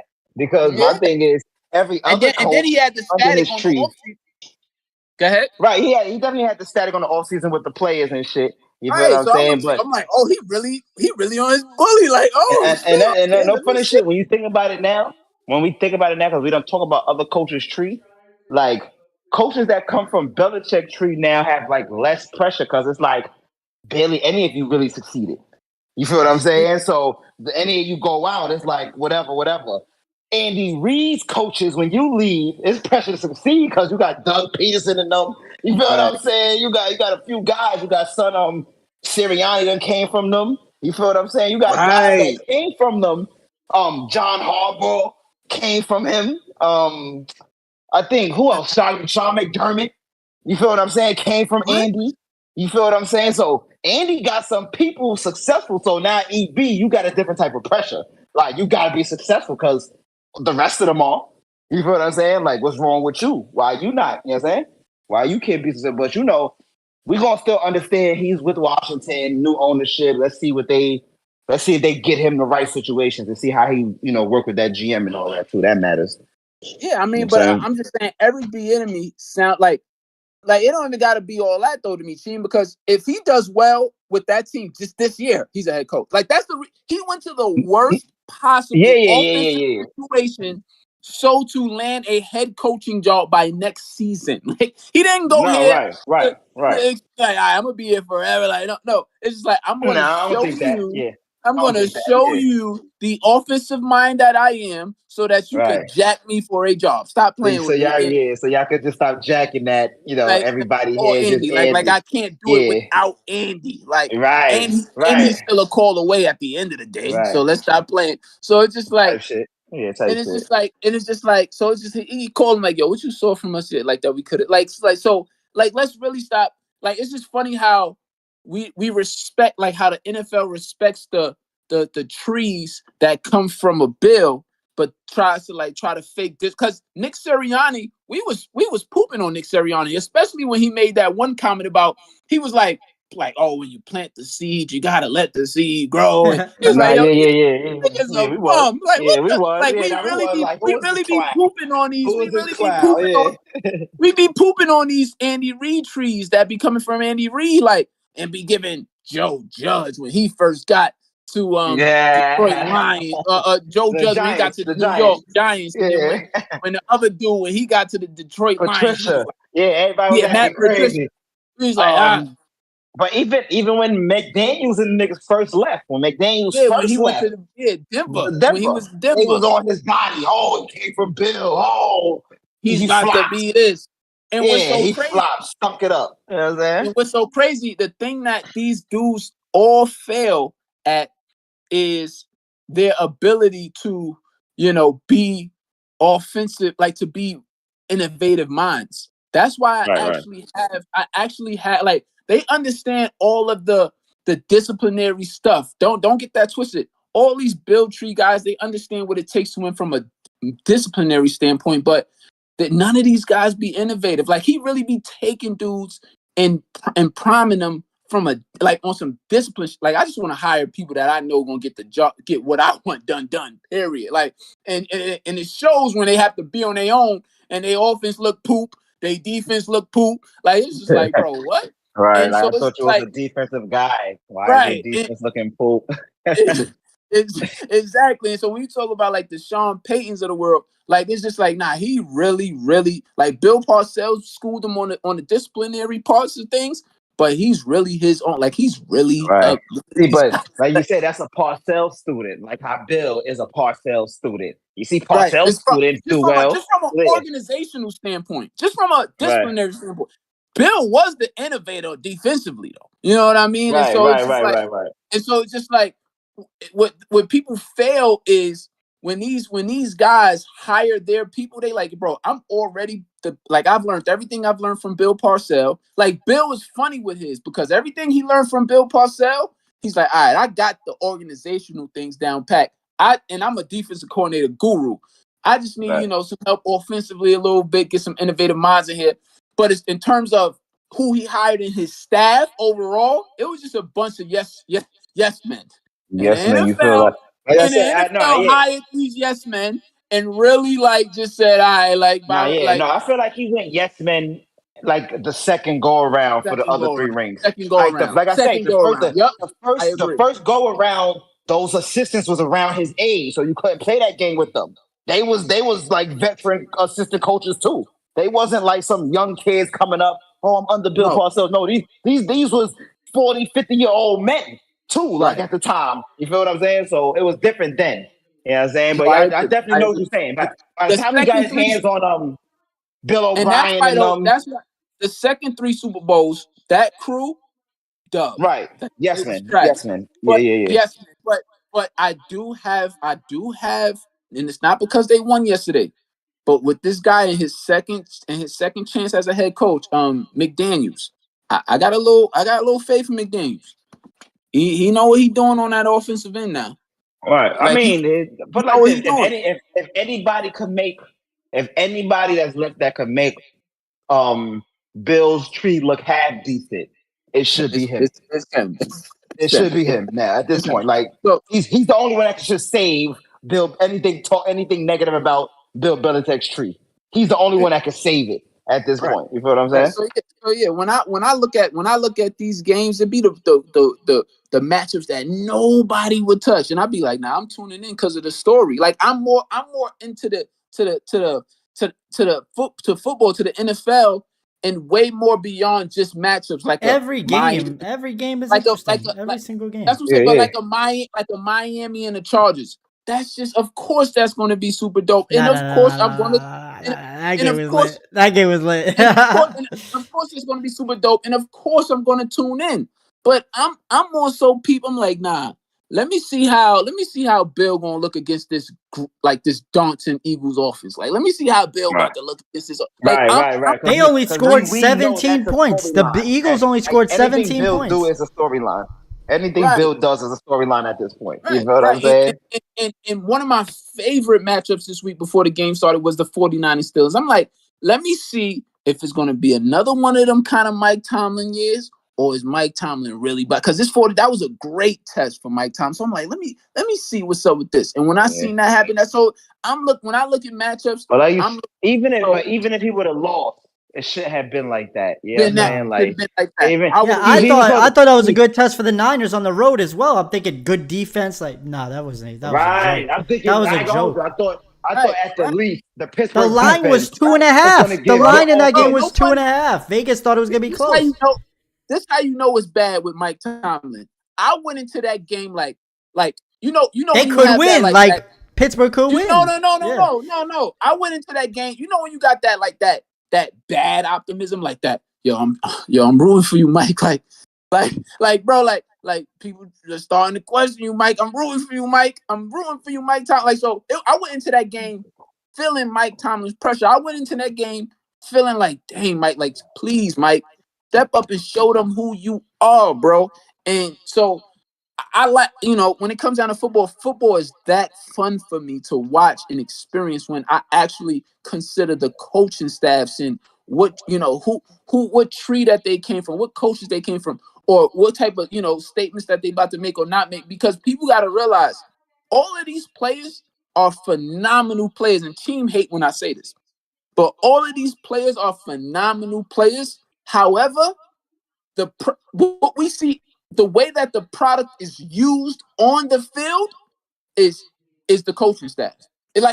Yes, do they excel? Absolutely. But what I'm saying is the coaches, like when we see a team play a certain way, it's all coming on the coaching staff. It's the coaching staff. It's like, so I actually enjoy watching the schematics of football and watching these coaches, use their products to the best of it. Like what this dude is doing in Miami, this head coach in Miami, like the way he's using Cheetah, like he's really using him as if he literally took a cheetah from the freaking safari, put him on the field in a Dolphins uniform and said, just go. Like he's actually using him in that way. Like, and so it's just like, it's a beautiful thing to watch all this stuff. Right. And we got to pause. I think we got to pause. We can wrap. Okay. Even because I could talk about. We can enjoy this. We can enjoy this fourth quarter. It's a close game. Jets getting the ball back. Good field position. Buffalo, lucky Aaron Rodgers did not play. They are lucky Aaron Rodgers did not play because they looking sketchy. Who did I pick? I thought I picked Baltimore to win this game, huh? Buffalo, you picked Buffalo. I don't care why. I don't care what. Don't Oh, give me now. please. I ain't doing that. We back Friday. But no, everybody, close it out. Hey, I want to definitely get the shout out on Mars Dog 74. Thank you for staying live and present in the chat today. The whole show, it was lit. Tyler Henry, thank you for making an appearance today, saying the Pittsburgh Steelers are going to win the 24 NFL Super Bowl, which was ridiculous. You should go back into the gym. Thank you for everybody that tuned in. As always, the show is always building. We're going to keep building. We're working tirelessly to build on the productions of the show, to build on sound bites, to build on like just cues. This show is about to be super lit. Everything that's going to come with the show. So thanks for everybody that tuned in. Ching, thank you for being a guest on today's show again. We needed your football analysis. Ching hasn't been on the show in like 3 weeks. I think the last time he was on our show was the first show the first comeback show. We was Mars Dog 74 said, when is your next show? This was fire. Friday. Tell all your friends. We're live Friday night. Mondays and Fridays. 7:30. I'm not putting an end time on that. 7:30 until we feel like we want to stop. Oh no. Look. There doesn't need to be a time, man. I'm in college. If you stay on, then cool. Then no. What I'm saying is that's not what I mean. That's not what I mean. But listen, hold on real quick. Let me get this out. Mondays and Fridays, 7:30 to 9:30 Eastern time, and so that means 5:30 to 7:30 Mountain West time. All right, most those. So 5:30 to 7:30 Mountain West time, 7:30 to 9:30 Eastern time. Mondays and Fridays. All right, and we might change that because we're in the football season. So stay on the lookout for that. It's going to be all over our socials. So don't worry about that. Thank you for tuning in. But yeah, go ahead, Gator. What you were saying? No, I was just gonna say we'll talk about it after. That's fine. I got nothing to say. Friday, we got week 2 picks. We got week 2 picks on Friday. Fridays is week 2 picks and other topics. But listen, Ching. Yo. Thank you for joining the show today, brother. Like seriously. Like no, you're already. Because we really needed your football analyst. Like the insight that you bring for football is so captivating. It's like we need we was dying the last 3 weeks. I mean, we know this game. Gator knows football. Right. I know. Gator knows football. Gator knows football. So as long as Gator's here, we always gonna have good analytical insight on football. But when this insight that you come with really be like having us like thinking and like, oh, I bet he know it. Like we know what he talking. He's our NFL analyst. So we thank you. Right. Respect. We really thank you for pulling up. That's always love on the show, man. For the underdogs. Everybody have a good night. Enjoy the fourth quarter of this Jets and Bills game. Yeah, hopefully we get a Jets touchdown, make this interesting. So enjoy the fourth quarter. We will see y'all Friday.